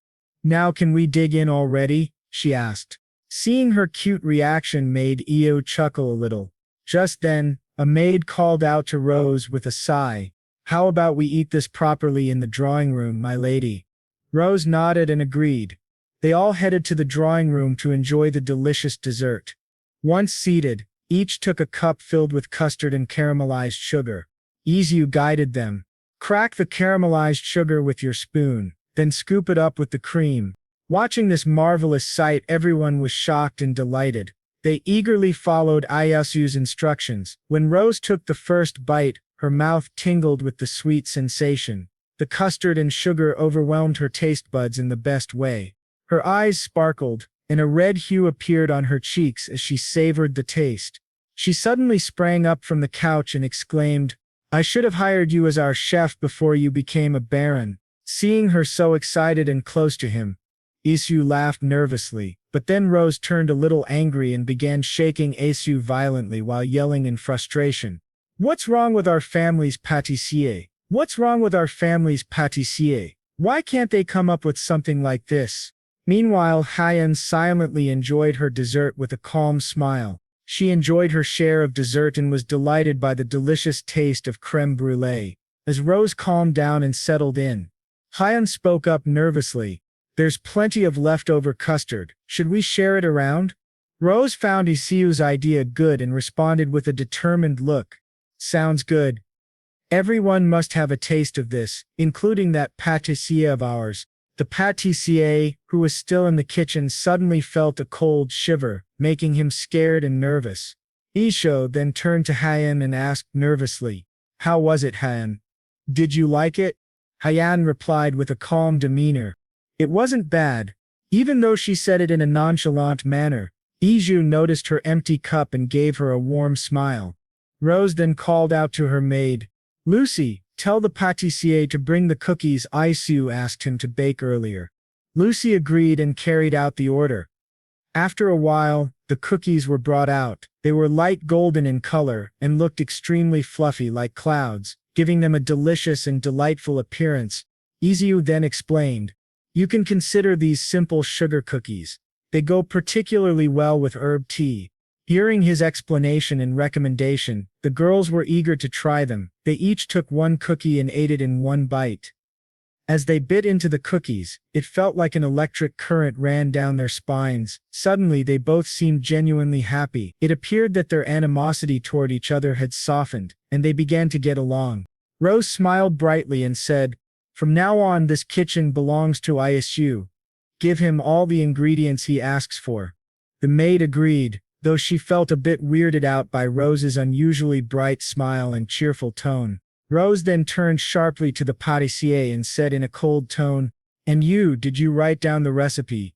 The pâtissier nervously shook his head. Rose repeated coldly, "What are you waiting for? Jot it down already." He nodded eagerly and began writing. He felt that if he didn't, he might be at risk of being fired. Isu, feeling a bit awkward, laughed softly to hide his self-embarrassment. He also felt genuinely bad for the pâtissier. Suddenly Isu thought to himself, "Come to think of it, I don't have any problem reading or speaking their language, but I still don't know how to write it." He turned to the pâtissier and reassured him, "Tell me the recipe again later." The pâtissier cried tears of relief and thanked Isu repeatedly. Meanwhile, the maid had taken a few servings of the crème brûlée to the count and countess. We see them seated together at a table admiring the beautiful dessert made by Isu. The countess spoke with curiosity. "This dessert called crème brûlée is really delicious, isn't it?" The count replied thoughtfully after taking a bite, "It's my first time trying it, and it tastes absolutely delightful." The countess then took a spoonful and analyzed the flavor. She noticed a mild yet sweet taste that was distinct from milk, sugar, or eggs. She commented, "It has a peculiar aroma. I wonder what it is." The count replied gently, "I heard he used the vanilla beans we brought in a while ago." The countess responded, "We should make a note to keep some in the pantry." The count laughed softly and agreed. They both continued enjoying the dessert and shared a few laughs together. As they were in the middle of their conversation, their butler knocked at the door. The count allowed him to enter. The butler bowed gently and said, "I came with news of the young masters, my lord. Currently, the oldest master is traveling the southern region. He has recently become captivated by wine and is studying the art of winemaking. As for the youngest master, who has entered the royal palace—" Before the butler could finish, the count interrupted with a sigh, "Enough of that for now. Just tell me how Jaja is doing." The butler laughed nervously and then spoke, "Well, my lord, you see." He began explaining the incidents involving Rose and Hyan and the banter between them. This was enough to worry both the count and countess. The countess sighed and said, "I hope she hasn't torn out the duchess's hair." The butler reassured her, "Rest assured, madame. Thankfully, it's nothing to that extent. Lady Jasha has decided to become friends with the Duchess and Baron Bloom, disregarding all formalities." The Count and Countess laughed and agreed that this was for the best, for both Rose and the family. She had always been the most notorious troublemaker and mischievous individual in the family. "It is a bit suspicious that she became friends with Hyan," the Countess added. "But in the end, this might help us learn more about her and make our family stand out stronger." Days passed, and Isu's training for nobility continued. His exhausting and hellish routine never ended. One day, Isu was late for an important meeting. Rose and Hyan were dressed elegantly, and both appeared irritated by his delay. Rose spoke up in an annoyed tone, "What took you so long?" Hyan followed with a cold, flat tone, "Which country considers being late for an appointment to be good manners?" Isu laughed nervously and replied, "Sorry, I had some business to take care of." The real reason for his delay, however, was his upset stomach. He regretted not bringing his daily probiotics. As Isu caught his breath, he noticed Hyan wearing the dress he had bought for her during their visit to Pussing City. Hyan flicked her hair and said, back over her shoulders, she said, "I like this outfit, it's comfortable." She then added in an irritated tone, "Dresses here are so tight around the waist, it feels suffocating. I can't stand it." Listening to Hyan say this, Rose was shocked and then said, "You can easily untie the waistband when the maids are away." She then showed her in an elegant manner how she untied the waistband around her waist. Rah! Hyan agreed and decided to do that in the future. Meanwhile, Rose's maid was in shock and flinched in terror at this sight. As they traveled out of Medic City, the scenery that was seen by Isu was magnificent and beautiful. The air that he felt on his face, the leaves fluttering in the air, and the river flowing around the city were all too bewitching to him. Isu then asked Rose in a surprised tone, "Wow, is that a river?" Rose smiled and said in a gentle voice, "Yep, it's the Midi River." This flowing water and the air were all too stunning for Isu, and he thought it must be awesome to be rich enough to name a river and a city after your family name. Then Isu got a wild idea that if Hyun helped him and cleared a path for his future estate, then the river that would flow there would be named Bloom River. Isu then mesmerized the scenery and admired the beauty of nature. After a while he asked Rose in a happy tone, "Then there must be a lot of fish over there, right?" Rose was a bit confused by his happy demeanor and said in a flat tone, "I heard there are hardly any."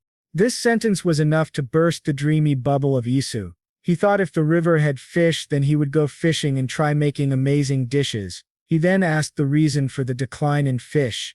Rose then said with a hint of sadness, "Yeah, these days even if you farm it's a poor harvest, so we're just expanding the farm." Iso was overwhelmed by this information and had a doubt, but before saying anything he thought, raising livestock in the farm up there and cultivating bee crops in the farm down there, this is an amazing idea. He then spoke his mind. "Then do you also make cheese?" Rose nodded and said, "Of course. If there's a place you'd like to explore on your own, feel free to look around. We'll go back and wait for you." Iso was confused by Rose's words and asked her in a confused tone, "Oh, can I do that?" Both Hyun and Rose had a mischievous glint in their eyes and agreed, letting him go out and explore the city. Then they both opened the door of the carriage, looked around to stall time, and as they found the horses, they got up on them and started running away. The servants of the medic family were in shock and terror when the girls started running away. They followed after them, really worried. Rose waved at Iso and said, "Then enjoy." Isu then guided the chauffeur to take him into the town, and he observed people making cheese. He thought, looks like a lot of people are making cheese, since it's spring. He was mesmerized by the method they used to make cheese, and later he found a boy sitting on the footpath. He ordered the chauffeur to halt, and then called out to the boy, "Hey kid, come here for a sec." The boy felt he was called and walked nervously to the carriage, speaking in a shaky voice. "Do you need anything, sir?" Noticing the boy's nervousness and scared look, Isu rummaged in his bag and took out the manga cookies, handing them to him. The boy nervously took the cookies and admired their shape before eating them. His eyes shone with a bright sparkle and he spoke in a grateful tone, "This is delicious, sir." "Thank you." Isu smiled and spoke with a warm tone. "I'm glad you like it. Now can I ask you a question?" He then asked the boy, pointing his finger over to the other wagons present there. "Where are those wagons over there going?" The boy understood what Isu was talking about and then spoke up. "They're transporting cheese to the less fermentation chamber." Isu then glanced at the wagons with an intense look, making the boy feel scared. After thinking for some time, Isu spoke in an intense tone, which the boy mistook for anger. "You know the way that comes out after making cheese, right? Do you guys make ricotta cheese with that?" Isu waited for the boy to understand his question, and the boy finally spoke. "Yes, sir, the Lord has approved it too." The boy was so scared that his voice was shaky and his face was turning white due to fear. This made Isu realize that he was being a bit harsh on the kid, so he immediately softened up and smiled at him while saying, "It's okay, I'm not trying to scold you. When you make ricotta cheese, do you add lemon juice and heat it?" The boy relaxed a bit and answered, "Yes, we do." Isu nodded and gave the boy a warm smile. Then he told the chauffeur to take him back to Medi Castle, as there was now an amazing idea running in his mind and he wanted to try it out later. Isu rushed to the kitchen and made an amazing cooling drink, serving it to the Count and his family. They were confused by the white drink in front of them, and the Count spoke up in a suspicious tone. "Are you suggesting that this is the solution to the harvest issues?" Isu smiled and laughed nervously before saying, "It might not be perfect, but it seems like it could provide some help. From what I heard from Jaja, there are no fish in the lake and the harvest is poor for crops as well."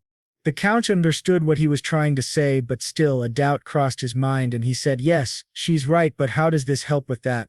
Isu nodded and said in a polite and formal tone, "I'll explain later, sir." He then said with a bright smile, "But please try it." First, the Count and his family nodded and understood his intentions. Without giving it much thought, they tried the drink in front of them. Rose finished her glass of the drink and said with an exaggerated happy sigh, "This is my first time tasting it. It's tangy and sweet." The Countess agreed with her daughter's thoughts and said, "Yes, I enjoyed it too. What is this made of?" Isu listened to the question and after giving it some thought said, normally when we make ricotta cheese we add lemon juice to the whey. But this time I added milk instead. Depending on your preference you can also add sugar or fruit. After recollecting his experience while roaming around the village, he continued, while exploring the village I saw people making ricotta cheese. To make that you need lemon juice. He paused to let the impact of his words sink into their minds before saying, it seems that the lemon juice flowing from there is entering the farmland and the lake, causing contamination. But if we use the whey to make lassi then there's no need to use lemon juice. It can solve the harvest issues. However, he also added while laughing nervously and scratching his side. However, we can't just stop the demand for cheese, and the cost of milk is cheap. The first one to speak after Isu's explanation was Rose. She said in an understanding manner, don't worry, we'll provide all the milk you want. Father, how about we provide a small portion of fermented cheese to the ranchers? She then added while smiling, it may not be ricotta cheese but at least the quality is enough to make it work.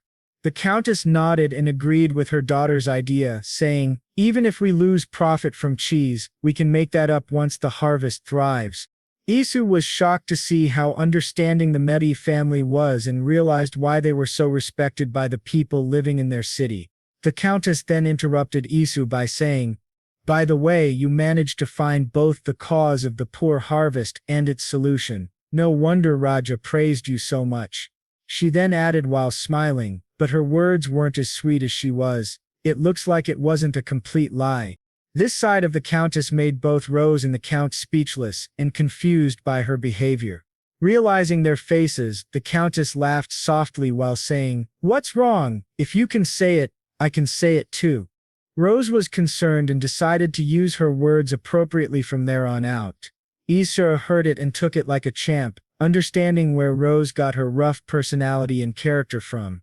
After the discussion between the family and the quick decisions taken by the Medi family, Isu was once again shown their wonders, and his respect for them grew even more. Isu then spoke up with a kind voice, providing milk and cheese for free must have been a difficult decision. I can see why the people respect your family so much. The Countess smiled warmly at Isu and then spoke. Oh please, it's nothing, we're all doing it for our own good. Isu understood the meaning and felt relieved that the family he got acquainted with were good people and respected by everyone. Isu then thought to himself, I'm not sure if it's money that's making them generous, or if it's their generosity that's bringing them money. But anyway, the Medi family understands the virtue of giving. The Medi family's selflessness and the thought of putting people before themselves made Isu feel warm-hearted. He smiled and felt happy.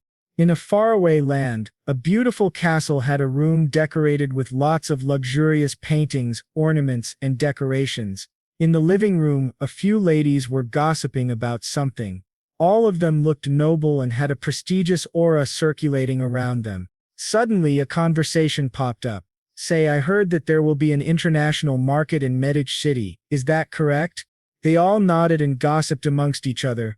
I heard the royal family approved of it for the first time. Another woman spoke up. It's their first participation, so I wonder how it will go.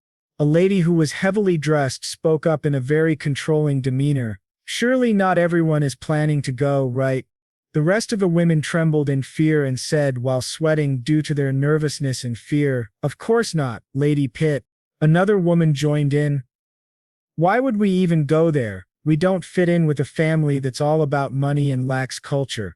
After this heated conversation, a noble woman dressed in a brown elegant gown said, by the way, have you heard? I heard that the Medi family is expanding their farm again. This time, they continue to monopolize the wool without any conscience, causing harm to the Pitt family. She said this to praise Lady Pitt, but she didn't realize that instead of making Lady Pitt happy, she made her angry and was now being glared at. Gathering her courage, she spoke in a shaky voice, but there's a rumor going around that the Duke will make an appearance at that event. This rumor made Lady Pitt really interested in the festival, and the other woman who heard it asked, is that true? The woman sitting beside her replied, I doubt it, my lady, I'm sure it's just a baseless rumor spread in case the Count's family rejects the invitation. The narrator explained, seeing the Mage family is rare, unless it's an official event organized by the royal family. Mages stay out of sight unless their presence is mandatory, such as at royal ceremonies, events or occasions where their abilities are needed. That's why nobles, whenever they get the chance, always seek to establish a connection with the mage family. A few ladies were having a heated argument about whether this rumor might be true or not, and a few agreed that if it was true then they should attend the festival whether they wanted to or not. Lady Pitt then clicked her tongue and spoke in an irritated tone. Well, I'm not too sure about that. Is it not a bit too much to travel all the way there based solely on rumors? After this, the room went silent and everyone had their doubts about whether to go or not. One lady spoke up with a trembling voice. Well, we're not going there because we like that family, you know. If the rumors are true, it's a great opportunity to form a connection with the Count's family. And if not, we can throw cold water on the Miyashi family. Couldn't we? Everyone agreed to it, and tried to convince Lady Pitt. She herself was giving it a long thought, thinking about her vengeance and the mockery they faced due to the Mishi family. She then smirked after giving it some thought, thinking, those Mishi bastards, how dare they claim to support the commoners and buy wool at exorbitant prices, making a mockery of our family. This was the start of something bad to happen. Lady Pitt and her anger were on the brink of bursting onto the Medici family. Back in Medici City, it was chaos and confusion amongst the workers. Their rushing footsteps and the loud orders from Rose showed how important this upcoming festival was. Rose ordered, "This dish lacks originality. The design is too old-fashioned. Please pay a bit more attention to the interior decor. You two, you're in charge of this area." The bustling and rushing sounds never died down, and the air of nervousness and excitement remained. Isu, who was an outsider, saw the people in a frenzy and smiled at them warmly to cheer them up. That's when he felt a tap on his shoulder by Rose. He turned to her and she said, "Hey Isu, can I have a word with you?" Isu agreed, and they both went out to the balcony, a bit far away from the hectic frenzy in the castle. As they walked out in the cool breeze, Isu noticed Rose's gloominess. To cheer her up, he spoke in a warm tone. "I heard the international market is opening in your county this time. I bet you attended a lot of the previous ones that were held by other families, right?" Rose was nervous and gloomy. She lacked her usual mischievous energy and spoke in a serious tone. "A few times when I was a kid." Isu asked her why she doesn't go now. She then replied, "I always left feeling bad every time I went." Even though she was scared and nervous for this festival, she replied while smiling, "Nevertheless, since it's being held by our family this time, I'm trying to prepare diligently. It means our family has received approval from the royal family." She then had an idea and asked Isu, "Is there any way you could try to persuade Haron a bit?" Isu was confused and couldn't understand why she was so insistent on persuading Hien. Noticing the confused look on Isu, she explained, "One mage, we only need one mage at the banquet. It'll shut that lousy mouth of theirs." It was clear Rose was desperate and bursting with anger and vengeance for what their family had to go through. Isu understood why Rose wanted Hien to come to the festival. After giving it some thought, he said, "Since that's really up to her to decide, why don't you ask her nicely?" Rose understood, but a doubt crept into her mind and she asked Isu, "But I thought you two were friends." Isu nodded and understood her desperation, but he spoke up in a warm and understanding tone, "But this is your family's matter." Rose then chuckled and admitted that if she wanted Hien to come she had to do it herself. But she was a little angry at Isu and said while laughing, "I should instruct the instructors to give you more rigorous training." This was enough to crumble Isu and make him scatter on the floor like a pile of dust.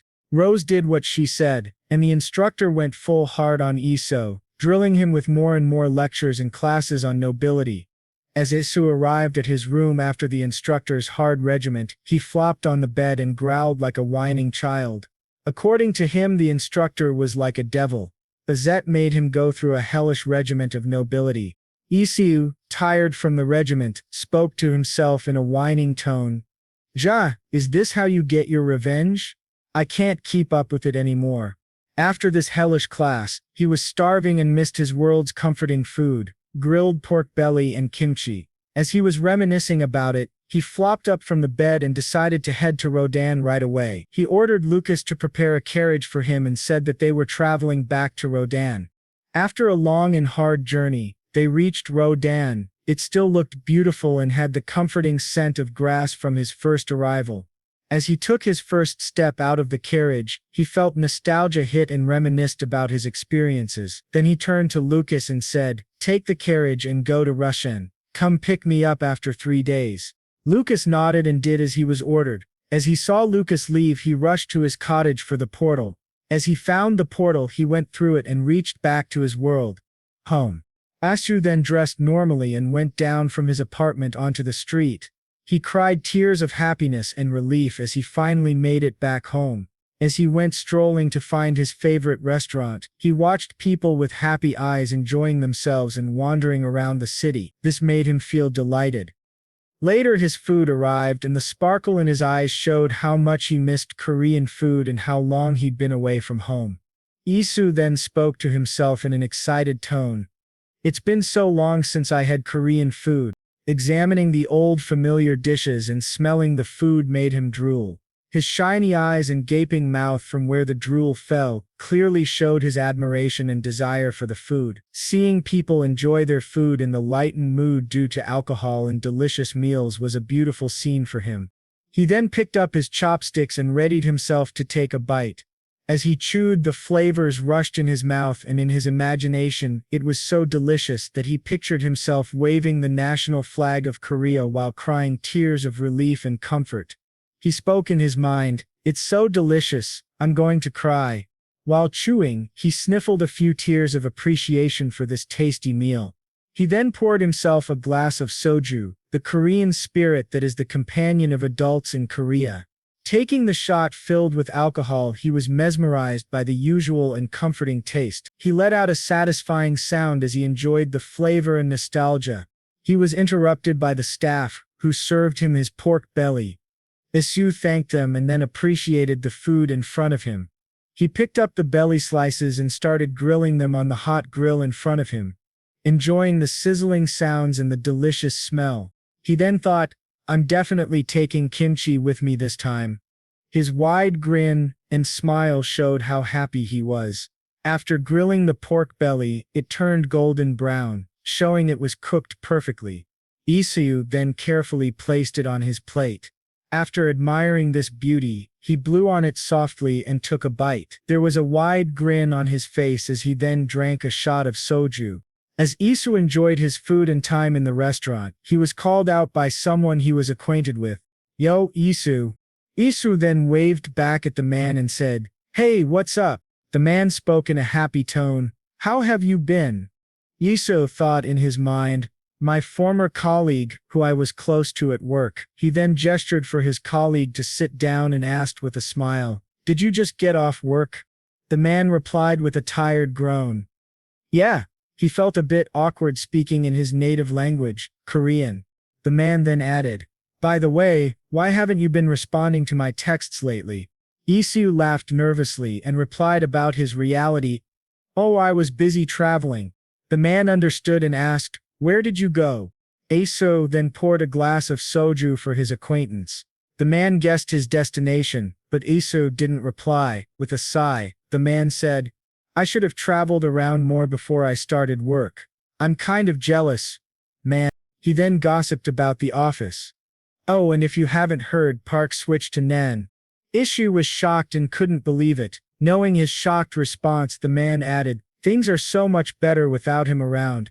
Myershu was surprised that after his exit from the company so much had changed. The man then said excitedly, "Also, our in-house smartphone has been getting good reviews too."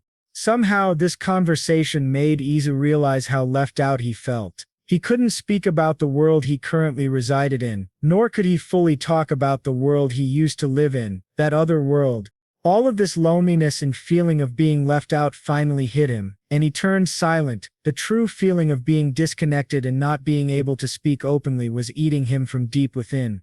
After being silent for a long time and drinking quietly, he spoke in a flat tone anyway, "If there's no reply, just assume that I'm traveling." The man was energetic and happy to meet Isu after a long time. The genuine smile and happy tone were evident on his face. He then spoke up with a smile. Okay, let me know when you're back. Isu waved back at his friend and then walked back home, his head low and deep in thought, wondering whether what he was doing was okay or not. He reached his apartment, unlocked the door and flopped onto his bed in frustration and tiredness. He groaned into his pillow, turned sideways and spoke up. I'm starting to feel more and more disconnected from this world. He turned in his bed, stared at the ceiling, thinking about something, and then spoke. Come to think of it, I remember they said many nobles will be at the International Market Festival. I want to make use of this opportunity. The empty house, apart from his, felt really weird and sad to Isu, and he was determined to make use of every chance he got in the new world. Then he thought, anyway, since I've already set my mind on becoming a count, the success of this event by the Mishi family will be helpful for me too. He kept staring at the ceiling, thinking and planning his steps to become a count. The loneliness and detachment from his original world were a bit too overwhelming for him. The progress of his company and the changes brought by the transfer of his ex-chief were a bit saddening. After thinking for long about his original world, he shook his head and turned back to focus on his life in the new world. He continued thinking, the current Araman Empire has opened up opportunities for social advancement to wealthy commoners, and I too will walk a similar path so that I am not looked down upon. He then thought for a long time about how he could make his life easier. After a long time thinking, he got an amazing idea: influence. He explained to himself properly, I need to make the Media family an influencer in the Araman Empire. From food and fashion to artifacts, the Media family is already renowned in their field. He then gave this idea some more thought and spoke up. You could say that the trends in the Araman Empire often start with the Median family. He suddenly popped up from the bed, took his laptop, turned it on, and connected it to the internet for research. He thought, with the help of modern knowledge, I can make the Media family an influencer in no time. He then thought of some other ways to make the Media family stronger.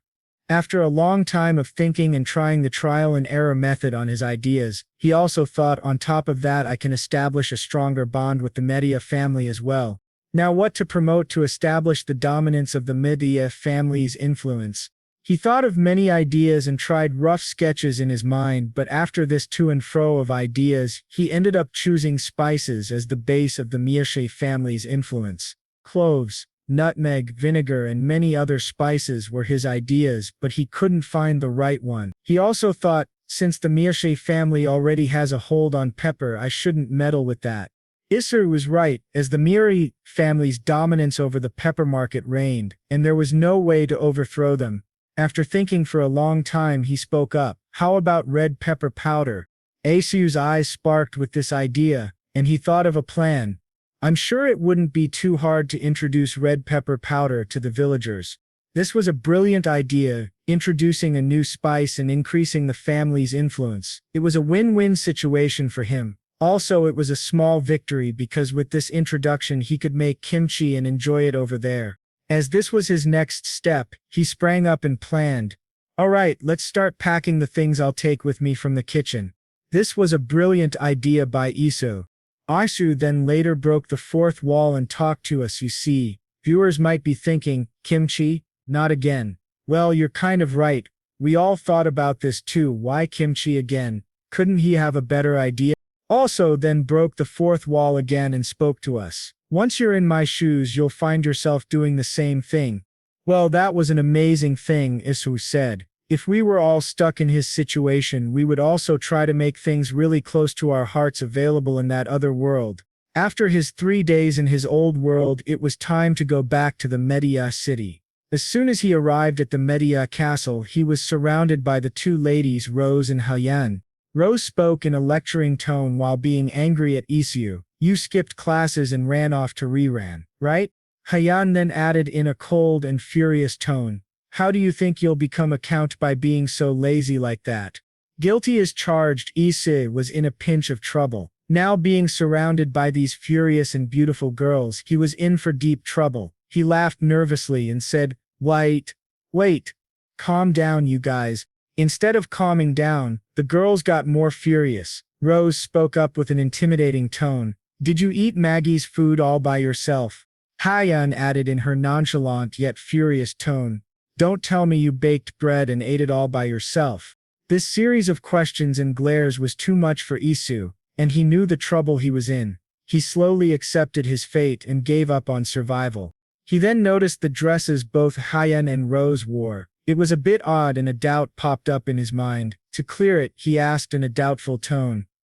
By the way, I see you two are wearing similar outfits. Have you finally decided to become friends? The girls were a bit confused at first, and then realizing his question, they both gave a disgusted look to him. Rose said in an irritated tone, You nonsense. Hyun was irritated and furious at this comment and said, Watch your mouth. As there was a heated discussion among them, Isu thought this was a great time to run away to his room. Noticing this, Rose and Haeun also ran after him, but they lost sight of him after a while. Isu, who reached his room, was panting and catching his breath.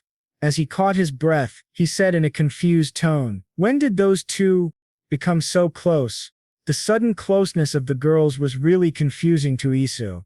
According to him, they both made a dangerous pair that could make his life hell. After settling down in his room and taking some rest, he activated his storage and said, Anyway, I'll just unpack the stuff I brought. After taking out all of the things he brought from his original world, he started formulating plans on how to make it seem like they were all grown in this world. After a long time of processing and thinking, he came up with various ideas. Let's store the kimchi in the jar I brought over last time, and let's store the red pepper powder and baking powder deep inside a box. After packing the kimchi in the jar and packing the red chili powder in the wooden box, he called out for Lucas. After a short while, Lucas arrived and said in a formal tone, You called for me, sir. After nodding and smiling at Lucas, Iso spoke up in a questioning yet kind tone. Is the Count in his study? Lucas nodded and replied, Yes, he is, sir. Lucas then talked over to the Count's personal butler. The butler understood and knocked before saying, My lord, Baron Bloom is here to see you. The Count lifted his head from the books, and after listening to the butler's announcement, he agreed to let Iso come in. As soon as Isu came in, he gently bowed in front of the Count and spoke up in a formal tone. Good evening, sir. The Count nodded and smiled at him before speaking up in a serious tone. What brings you here, Baron? Isu nodded and smiled at him. After a brief pause, he spoke up with a smile and a confident tone. I'm here to further discuss the solutions for soil acidification caused by the lemon juice. Iso waited for some time to let the Count understand his words. After giving it some thought, the Count spoke up.